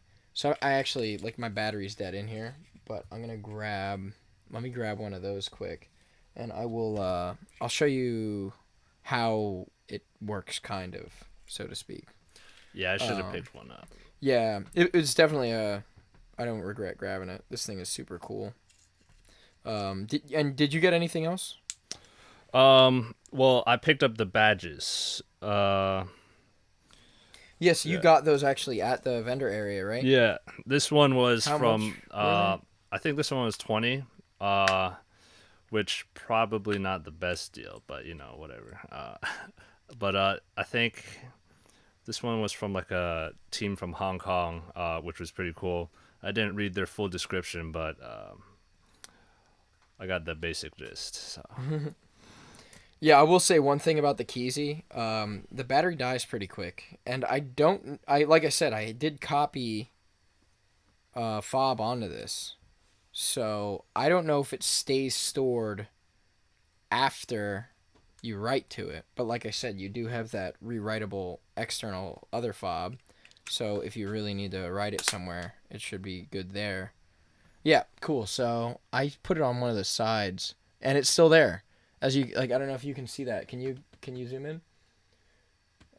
Yeah. So one of the ones that I wrote to, I don't know if you see that green light flashing. I didn't write to any of these 3 channels, and they're all red. But the one I did write to still has it, and it's green. So when I select that one, that will work. I click that, and I can go beep, and I'm in. I'm in the building. That's probably why it dies so fast, because It's constantly on. Yeah. So it has some like ROM on there that it captures the memory, and actually you can keep information on there even when the battery's dead. Like, I just pulled the battery out, and so there's no way it could have stayed in there, and it actually writes that to the card, and you can rewrite this all over the place, and all cool different little features. Highly recommend it. It's a pretty cool little tool, and it's advertised, so you can have a second garage or gym home membership, or Right, that's why you would use it. Yeah. Of course. Or like if or if if you Only legit legal reasons. Yeah, you know what I mean? Exactly, bro.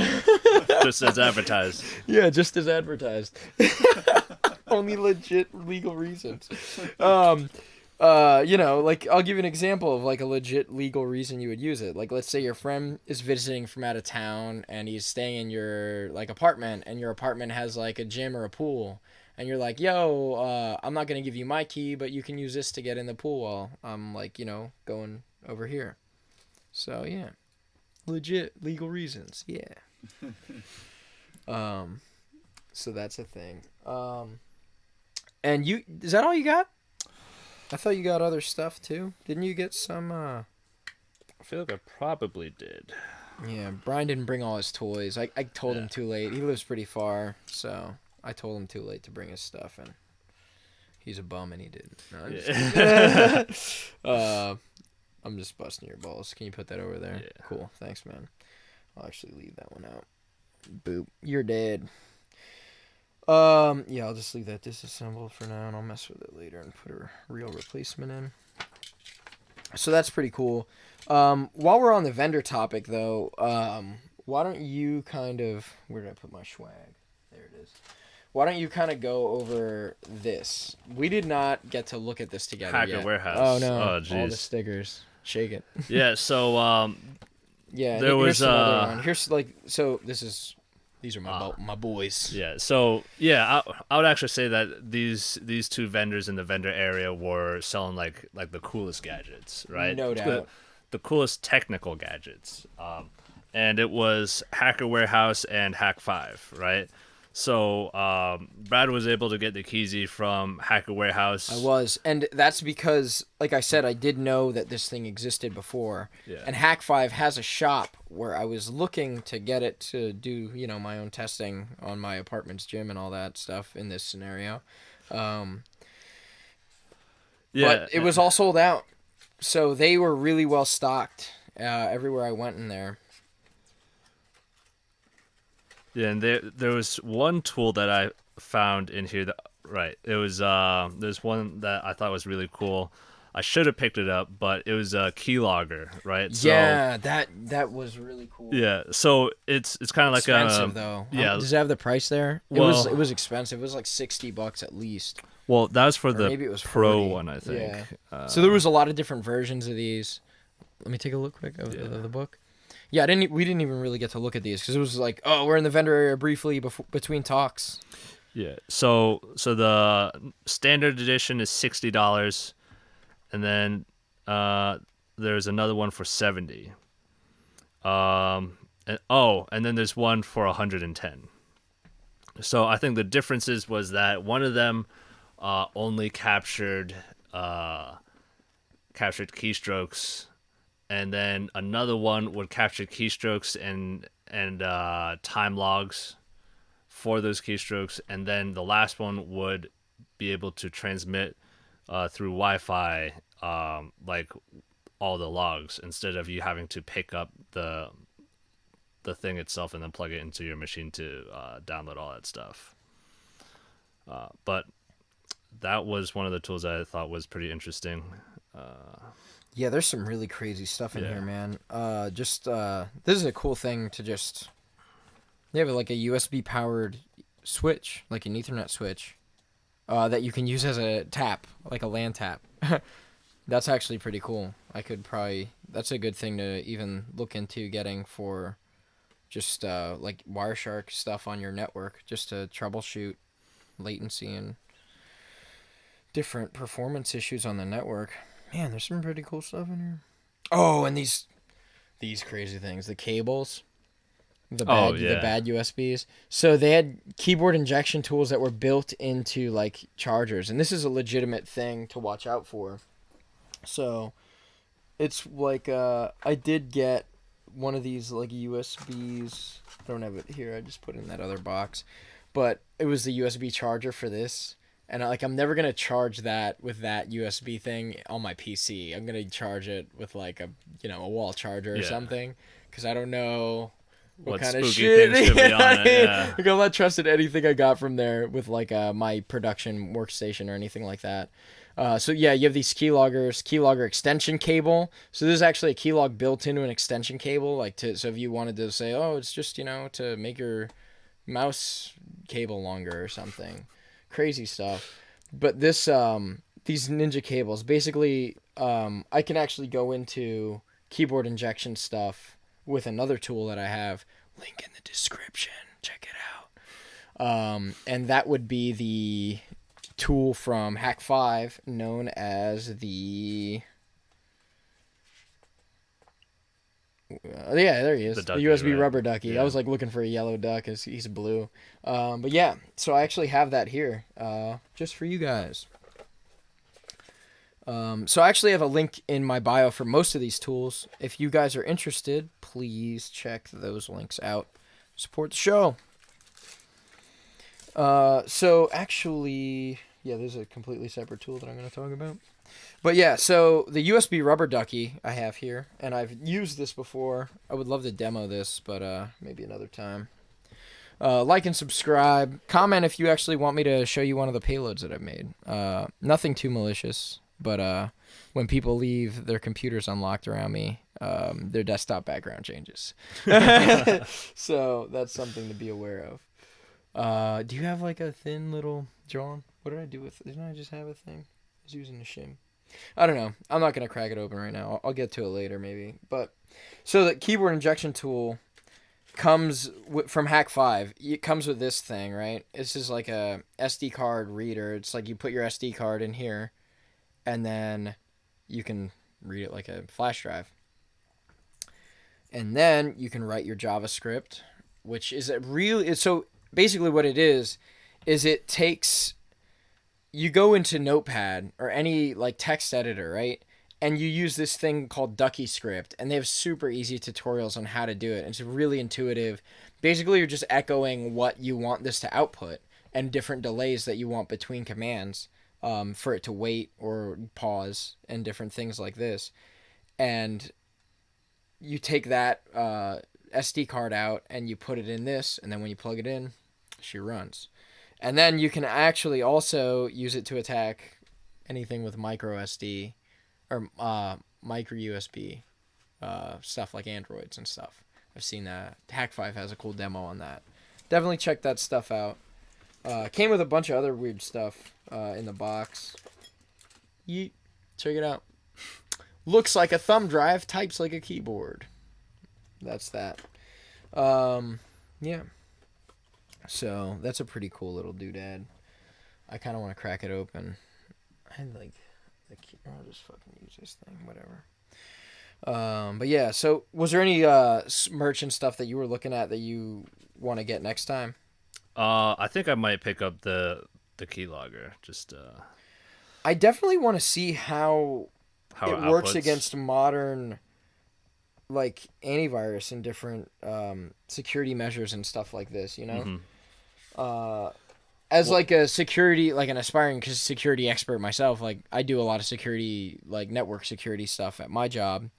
And, you know, we don't have like a lab where we're like testing the latest and greatest hacking tools. So it would have been a cool thing to just, you know, look into myself by picking that tool up to see if, you know, Symantec AV or Cisco AMP picks that stuff up. Well, and notices the heuristic stuff. This is supposed to be like a man in the middle kind of thing, right? So what, the keyboard injection stuff? No, the keylogger. Yeah, yeah, that's what I'm saying. Like, is it going to notice something new plugged into the machine that's showing different drivers? Because I'm assuming it has to install something. Assuming. Yeah. Maybe it has its own. Maybe it's just drawing power and it's just seeing what's between the keyboard and the PC, and it's not actually loading anything on the PC. Yeah. But yeah, here's the Joe. Can you want to zoom in on that really quick? This is the inside of that USB rubber ducky, then, guys. So you pull this SD card out. Ugh, jeez, micro SD card, and then you throw it in this guy after you program it, and then it launches your payload right when you do it. If you guys want to see a demo or anything, like I said, like and subscribe, and maybe me and Brian will do some demos of our favorite little tricks and stuff like this. So yeah, that keyboard injection thing I'm really curious about though, because I don't know. I've never actually seen one in person or used one in person. I don't know much about that. There was this one thing that I thought was kind of dumb was the multi-boot USB, where it's just like, oh, we just have like different versions of Linux. Give us like $20. Yeah, that was ridiculous to me too, because I'm like, dude, you can go. I have a recommendation because I own a few of these. It's a Yumi is the software. YUMI, your universal multi-boot installer. Highly recommend it. It's a free like software. You can grab different ISOs and then it gives you a menu. What do you want to boot to this time? Why? Well, like, I think I was the one that pointed that out to you. I'm like, $20. Yeah. Is it like 128 gigs or something? Like, how big is that flash drive? 16 gig? You're out of your mind. So some other merch I kind of want to mention because I just have it here. And I did not buy this while we were at DefCon, but these are different tools that I kind of mess with on my own time, that I got on my own time. But this was the only time I could talk about it. Yeah. I needed a reason to talk about this stuff. So, link in the bio if you guys are interested in checking this out. This is the Wi-Fi Pineapple Nano. And basically, what you can do with this is a lot. And you actually got a sticker for this. They were throwing, the Hack5 booth was throwing stickers out for this thing all over the damn place. Basically, the way this works is I have this like locked in here all crazy. Give me a second. It came with this. I think I bought like I gave him like an extra $5 or $10 for this case because it was like, this is perfect fit for this, and you can like put it in your backpack. So I'm like, yeah, I'll support the boys. Shannon and Darren. There was a lot of people I like recognized from YouTube there too, and I'm like, oh, that's this guy. Yeah, like, I remember you kind of geeked out when you saw Darren for the first time. Yeah, I was like fangirling a little bit. No homo. But yeah, so essentially what you can do with this is you can stand up your own wireless network from your like computer. Essentially, you plug this in, you share your connection out, and then you basically are a man in the middle between anyone connecting to your SSID Wi-Fi network that you just stood up and the internet. So you can actually change their HTTP requests. I mean, you can change their HTTPS requests to HTTP requests. You can deny them the use of port 443 and force them to use port 80. And then what does that mean? Everything's in plain text. Yes. Everything's in plain text, including their passwords. So crazy little tool. I did a little bit of messing around with this thing. Like I said, if you guys are more interested in knowing stuff about that, like and subscribe. Get me to 1,000 subs so I can actually. Alejandro Vega and Avocado Atrocity in the chat. Okay, cool. No, I don't know those names. What's up, guys? Any questions? I know Alejandro Vega. Oh, you do? Yeah. Nice. Avocado was telling to give the guest the shirt. Give the guest the shirt. Brian already has. You already have like some gear that we got, some swag. No, I think they're talking about the shirt I was talking about that I got yesterday. Which one? The one with yesterday? From my buddy for his escape room. Oh, yeah. Nice. Said, is that your boy? Probably. Yeah. Nice. He cool. also said, I'll sponsor you, but I can't super chat. When you were asking somebody to sponsor. Oh, word. Please do that.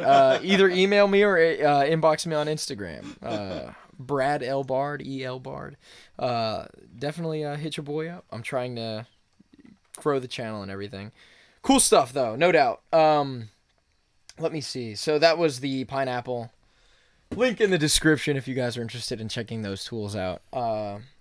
If you're an aspiring security expert, I highly recommend checking out those tools too, because it's crazy how few people actually have experience with these cutting edge tools that are on the front line. Like, that's some of the things, like, I'm in the loop on this stuff pretty good, and some of that stuff was still like, what? That's a thing? Yeah. Like, to me, it was just insane. I think that's all the swag I got.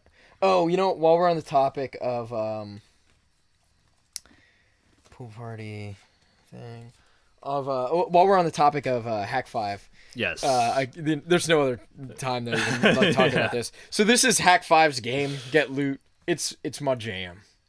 It's a fun little game. I play this at the bar with anyone that will play with me. And this is like a ridiculous game to explain to people, because you show them the cards and they go like, oh, what's this game? I'm like, oh, it's just a quick card game, man. It's like easy. Like, they're like, oh, what's it about? And it's like, well, it's like a hacking like themed game. But you don't need to know any coding, but the way they have the stuff like drawn out, like the loot card, it's like a coding format. You know what I mean? So they look at that and they go, I'm good, man. And I'm like, fuck, dude. It's not complicated, dude. You just need to be able to read regular English. Like, it's totally fine. So I got Darren and Shannon to actually sign some of the keys for this game.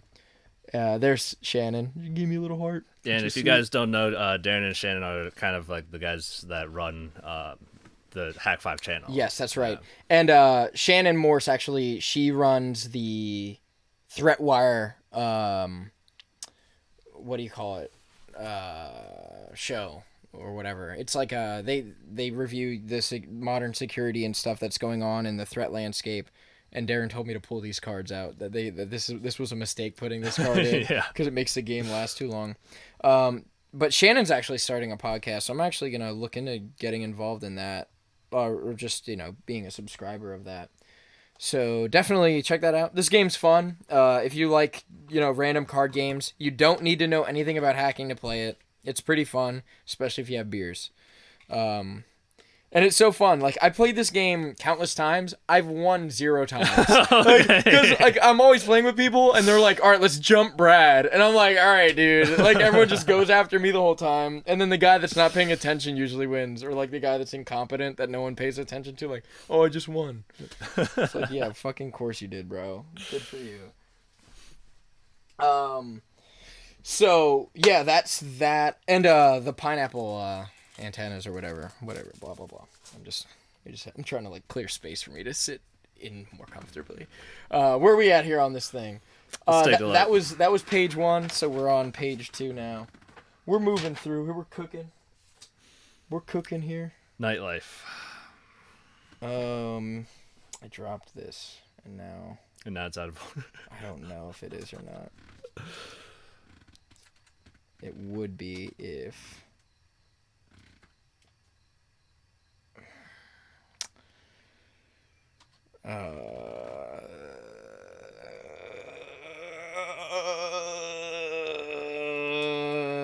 This is right. 50-50.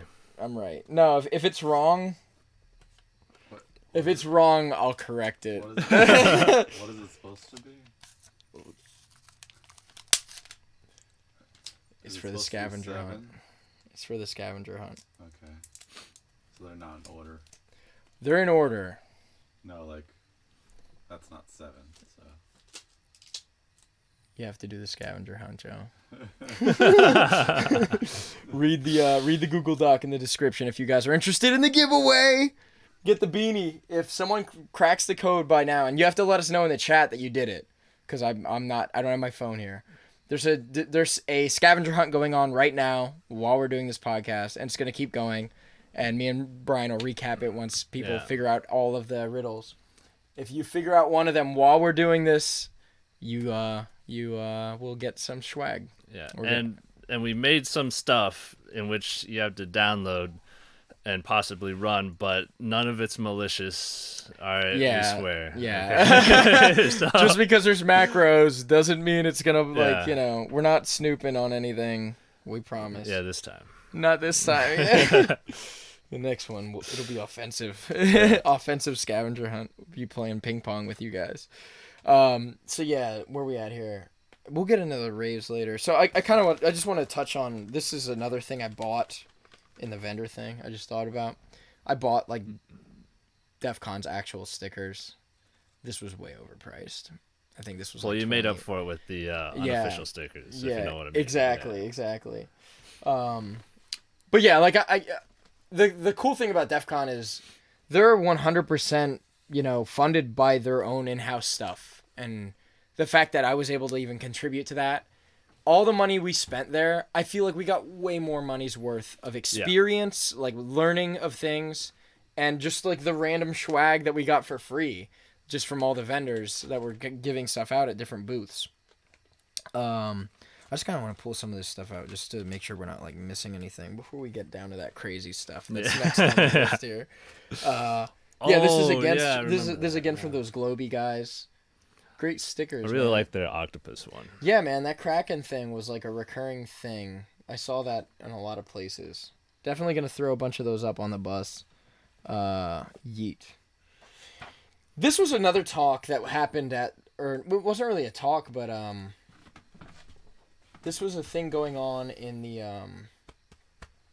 social engineering, I think. Yeah. Right.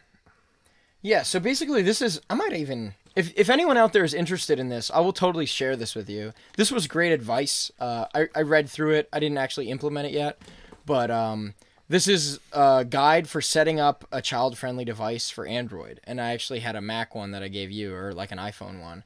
If you guys are interested in this, let me know. I'll definitely, I'll type that up myself or just scan it or put it somewhere in like a Google Doc and send it out. Especially if you subscribe to me on Patreon. Become one of my patrons, please.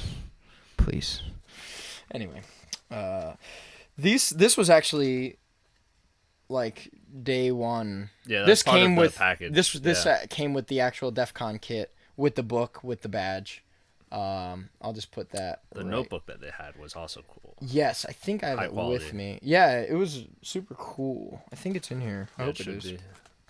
I might have missed it right here. Go ahead, talk about it.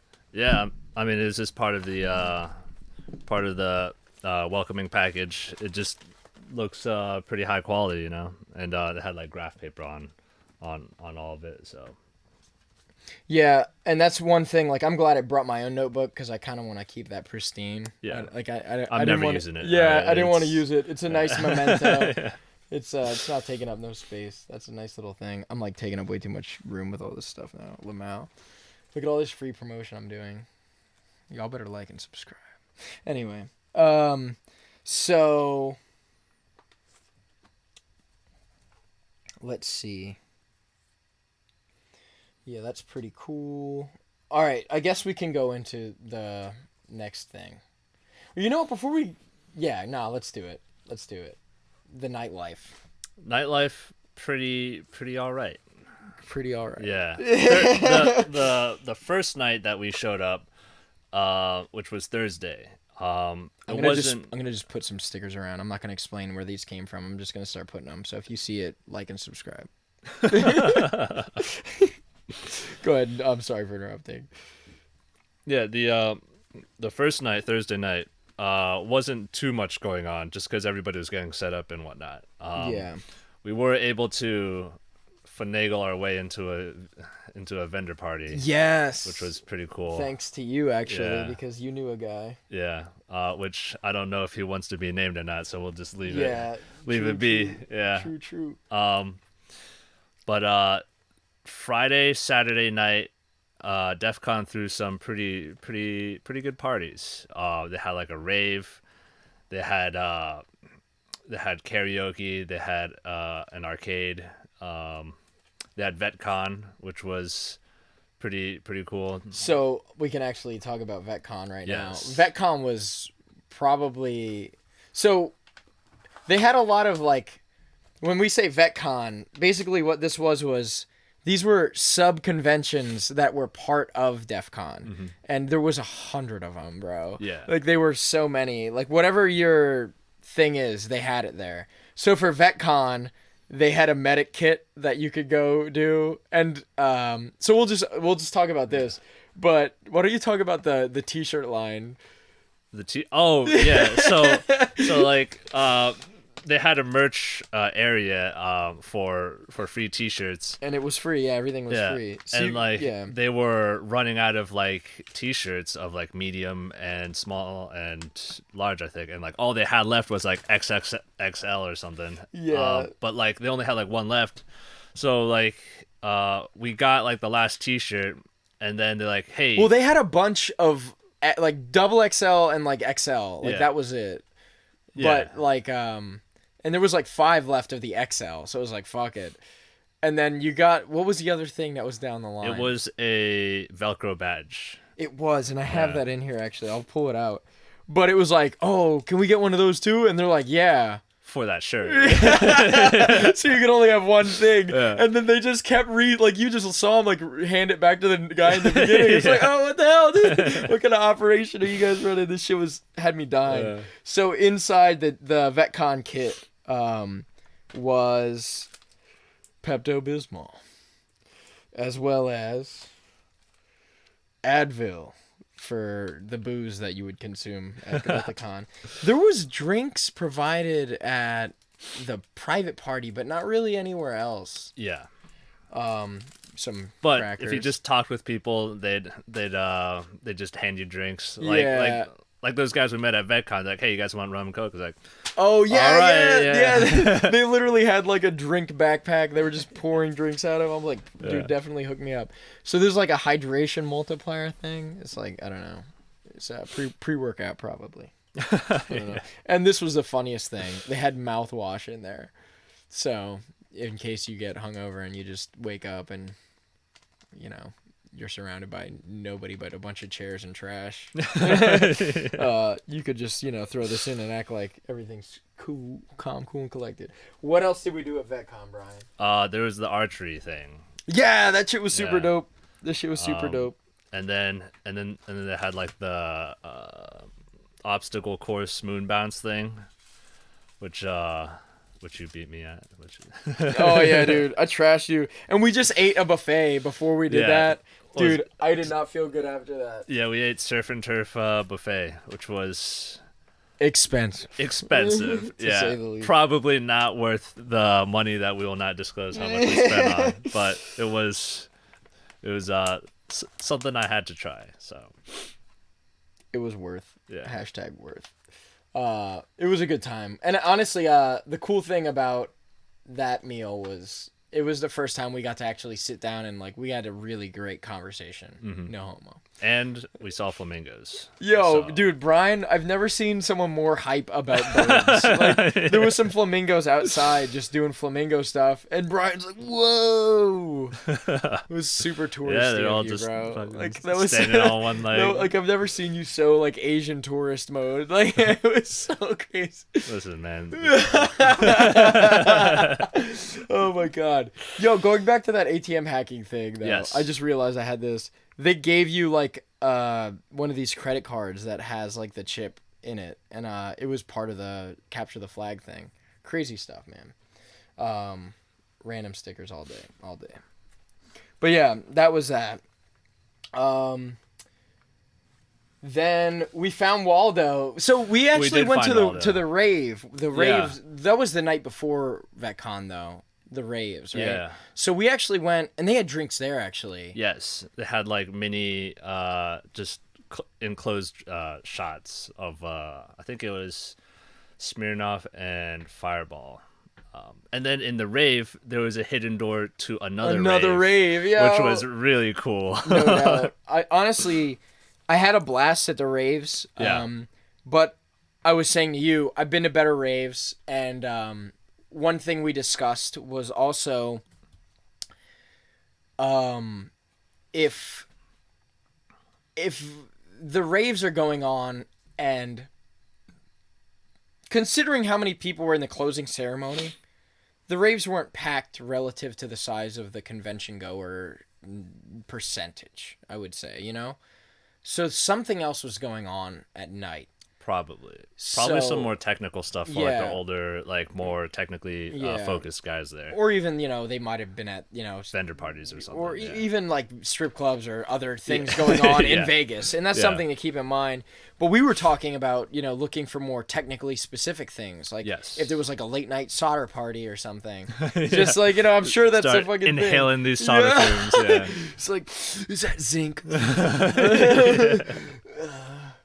Non-lead. Ugh. Yeah, I think that's where we would be finding ourselves if we did like those CTFs and like the workshops and stuff like that. Yeah, and like we were saying too, I'm sure like the CTF stuff, those dudes were burning the midnight oil winning Yeah. those competitions too. They didn't get to enjoy the conventions. Yeah, like they You know went what I there mean? for the CTF. Yeah. that Yeah, was once the it. CTF started, like those guys were just there. And man, there was some dope stickers though. Oh, there was like a sticker exchange thing too. All right. You guys might think, what is it with Brad and stickers? I like fucking stickers, all right? Man? Relax. Fucking relax, all right? Yeah, so they had some really cool sticker stuff going on. Honestly, they had like this cool sticker exchange thing that was randomly like on our way to the vendor area. They were just dumping piles of stickers everywhere. I'm like, so I was just grabbing a bunch and like throwing a couple of mine, like, let me offer. Like, Yeah. I need to contribute. People were snatching mine up immediately. They're like, oh, is that Smash? Like, it was crazy. Like those dudes, I didn't find anywhere else until then. Like, it was like, It I was was like surprising how few people knew. about gaming. Smash, Yeah. yeah. And to kind of go, like, we're in the perfect part of this conversation, right? So it was crazy how few seeming like intense competitive gamers anyway, I will say, especially for fighting games, except for the arcade con. Trashed. Dude, oh my god. So let's talk about that a little bit. In the arcade con, they had a Street Fighter cabinet, and it was packed the whole time. I didn't get my hands on it. Me neither. And I wanted to go in there and try to clean some people up, but it just didn't happen. They had a 16-man foosball table in there. 2 of them, I Pretty believe. wild, yeah. Yeah, that's another con. That's happening. But then they had this giant arcade cabinet set up that was like custom, super dope, like built out sticks and everything, and it had Injustice 2. Yeah. I had to just double check. I'm like, let me make sure I get this game right. Me and Brian were cleaning it up, bro. Yeah. Like, Brian was running the sticks for like 8 or 10, like between 8 and 12 matches in a row. He was cleaning it up. And then I remembered some things about how to use Raven, and then I did the same. Which is one of the gayest characters I've ever encountered. Why you mad, bro? Yeah, it has like a grab from across the map. Bro, why can't you block, bro? You don't know how to block, bro. You don't know how to hold back, bro.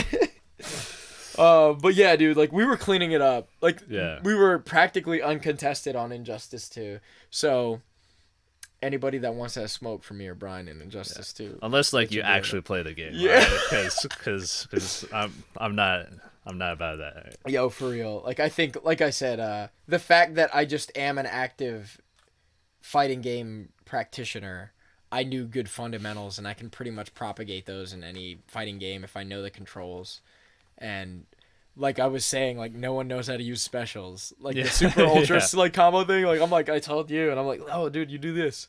And, like only like one other person did it, and I'm like, all right, I'm gonna clean these fucking dudes. So that was freaking cool. Oh, this is a tattoo. Hack the sea, bro. Oh, nice. Why don't you put that on right now, bro? You got water right there. Yeah. Let's put it like right here. For real. Yeah, that was cool. Man, they had. I'm just kind of showing the stickers here. I hope you guys are like, if any of you sticker guys are like interested in looking at this, that's kind of why I'm just throwing them out, just to give you an idea of what you'll see. This is just a random DefCon sticker. They were everywhere. There's so many different kinds of stickers. This was a dumb one. Oh, right here. DefCon 27 sticker swap. So that was cool. I might have to make some legit stickers for my podcast then, for the next one. You should. No doubt, no diggity. Maybe we'll make a scavenger hunt, and like put the sticker. And we'll spend a little bit more time on the actual intricacies. Yeah, no doubt. Not that this one was bad. I think what we did was good. But we could have we were. We did rush into the idea. Yeah, like we were planning to do like a couple more, but we just stuck with the couple that we have, just because we knew that we would have to either delay or sacrifice quality. Yeah, and I wanted to do like 5 giveaway things, but we finished 3 riddles, so that's what you guys are gonna get. You're gonna get 3 prizes. And if you want opportunities for more scavenger hunts and stuff, if you get this video to 100 likes, I will have Brian back on. We will do that again. We'll do another giveaway. Yeah. Sub to PewDiePie. All right. Don't do that. Yo, and then there was this one dude that just had random ass stickers. Like I have a Popeye sticker. Like there was people giving random ass stickers. But generally speaking, there was some really dope stuff in there. A lot of these are gonna get hung today. Do you have any that you want to hang today? Yeah, this one was my favorite. Joe, can you zoom in on that? Where did you get that? Wasn't that like the last day, like at the last minute that dude gave you that? We were at the map where everybody was putting up their stickers. Googly eyes and shit. And then I saw this one. I'm like, this is the best sticker I've seen the entire convention. And the dude standing right next to me is like, oh, dude, I'm handing these out. All right. I'll take one. Yeah. Don't mind if I do.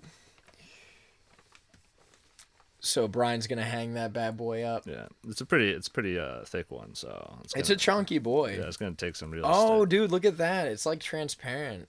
Yeah. You could put that on the window if you want. Yeah. If you want. Wait, what? On the window, yeah. Probably won't show up that well. Oh yeah. All right.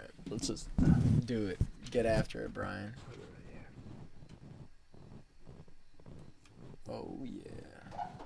Hack the planet, y'all. I don't know what that says in Russian, but I feel like it's probably pretty memey, so. No doubt. That's a good sticker, man. Yeah. That's a good sticker. 10 out of 10. Yeah. Here's the VetCon sticker. They gave out a bunch of these, so I just was like, yeah. You just took the lady was like, do you want one? And then she like ripped off a bunch. Here you go. I'm like, what? Thanks. This one was pretty artsy. Oh yeah, that I one was liked. cool. Yeah. I think I have probably like some similar ones to that. Dope stuff. Yeah.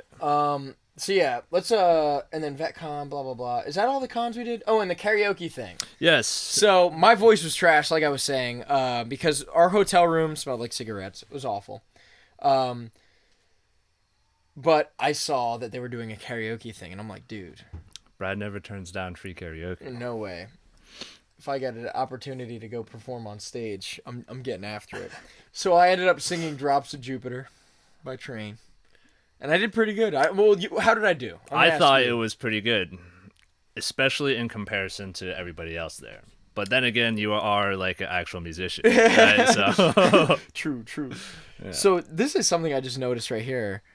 There's hacker stand-up comedy. Oh, you could try to hit that up next year. I wish they had like a URL, because I'm interested in that. That would have been hilarious.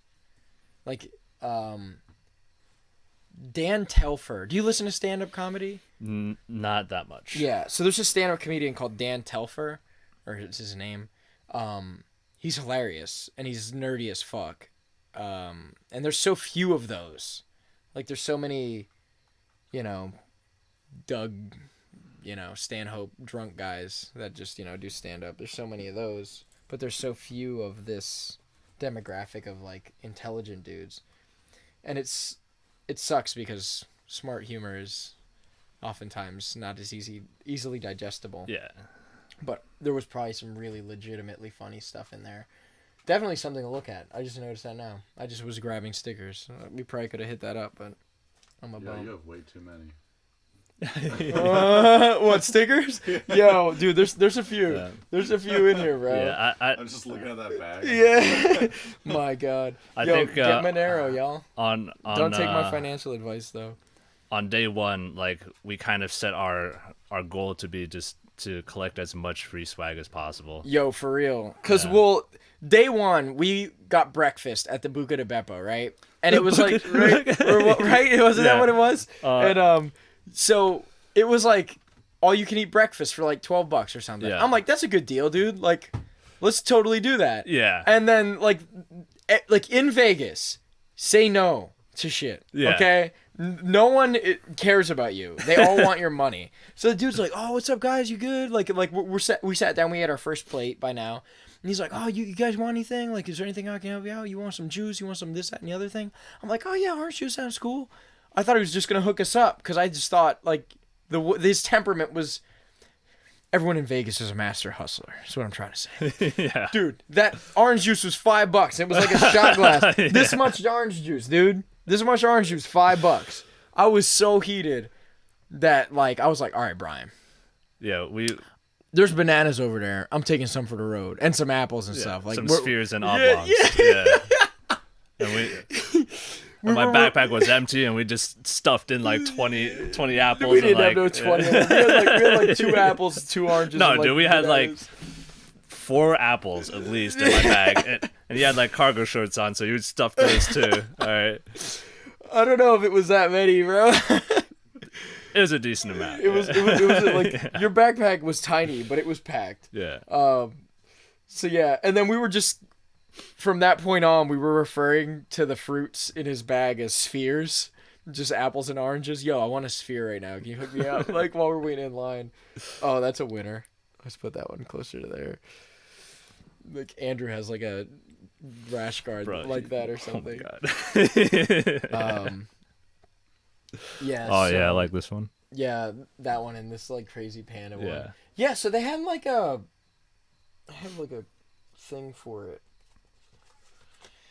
They had this right here, this QueerCon, right? So they had like an LGBTQ like meetup thing, and they had like a pool party, and honestly, there was some crazy looking people around the con, like as you can expect. It's like hacker oriented. There was one chick like dressed like she was in the Matrix, like she was like legit dressed like Trinity. She had a full trench coat. Yeah. But they also had like GothCon and like Yeah. all these other like sub cons. And honestly, it seemed like a really dope like we missed a lot of stuff that was probably really awesome. Like, and The one thing I'll say, I'll say two things.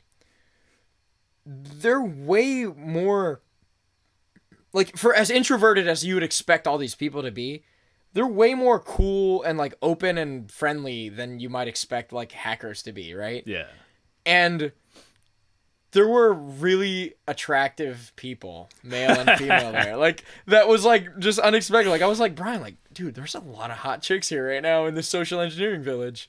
What is going on here? Yeah. They're learning everything they can do to manipulate dudes on Tinder. I don't know. I'm just kidding. Yeah. But, it was just, really fun fact kind of stuff. Stuff you wouldn't expect. It was, that was the case. Mad stickers, yo. So yeah, I think that was all the cons stuff that we have written there. Do you kind of want to move into the next kind of group of stuff that we have there? Yes. The food. Alejandro Vega wants to know where do you submit the answers. So if you have an answer, you should. It should be self-explanatory. Yeah, everything's explained in the Google Docs. Just if you're doing the scavenger hunt and you think you have it, you need to look into. The answer will tell you where to submit it. Yeah, and if that doesn't tell you where to submit it, the Google Docs that led you to where you are will tell you where to submit it. Yes. Here's another one of those credit cards. But yeah, thank you for your question, Alejandro. Good luck in your search. He wants that beanie. Let's hurry up and end this. So this is the other thing. I don't want to give it up. No, just kidding. So the food, Mexican food in Vegas is fire.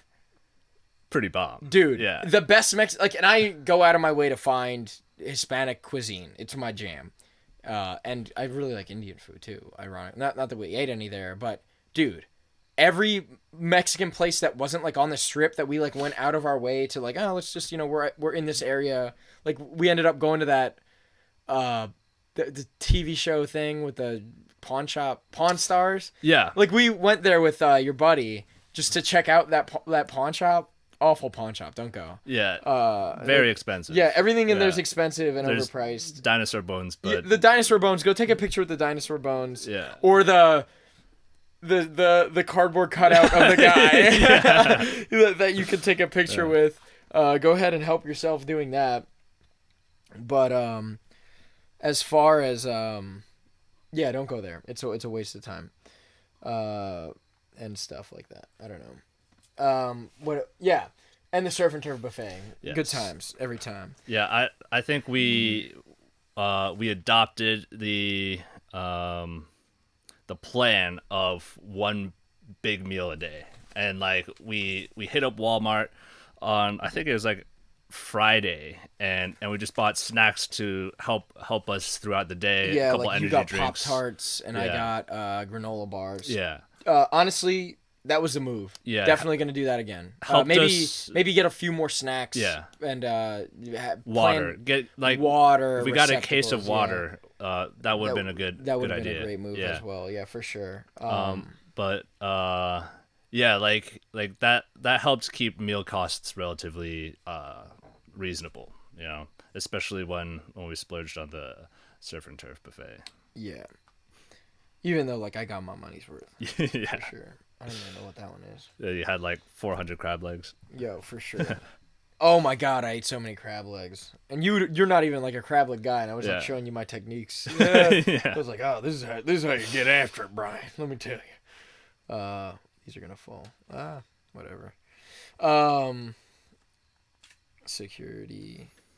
Yeah, so hacking and stuff, guys. Well, there's a crazy mosquito in here.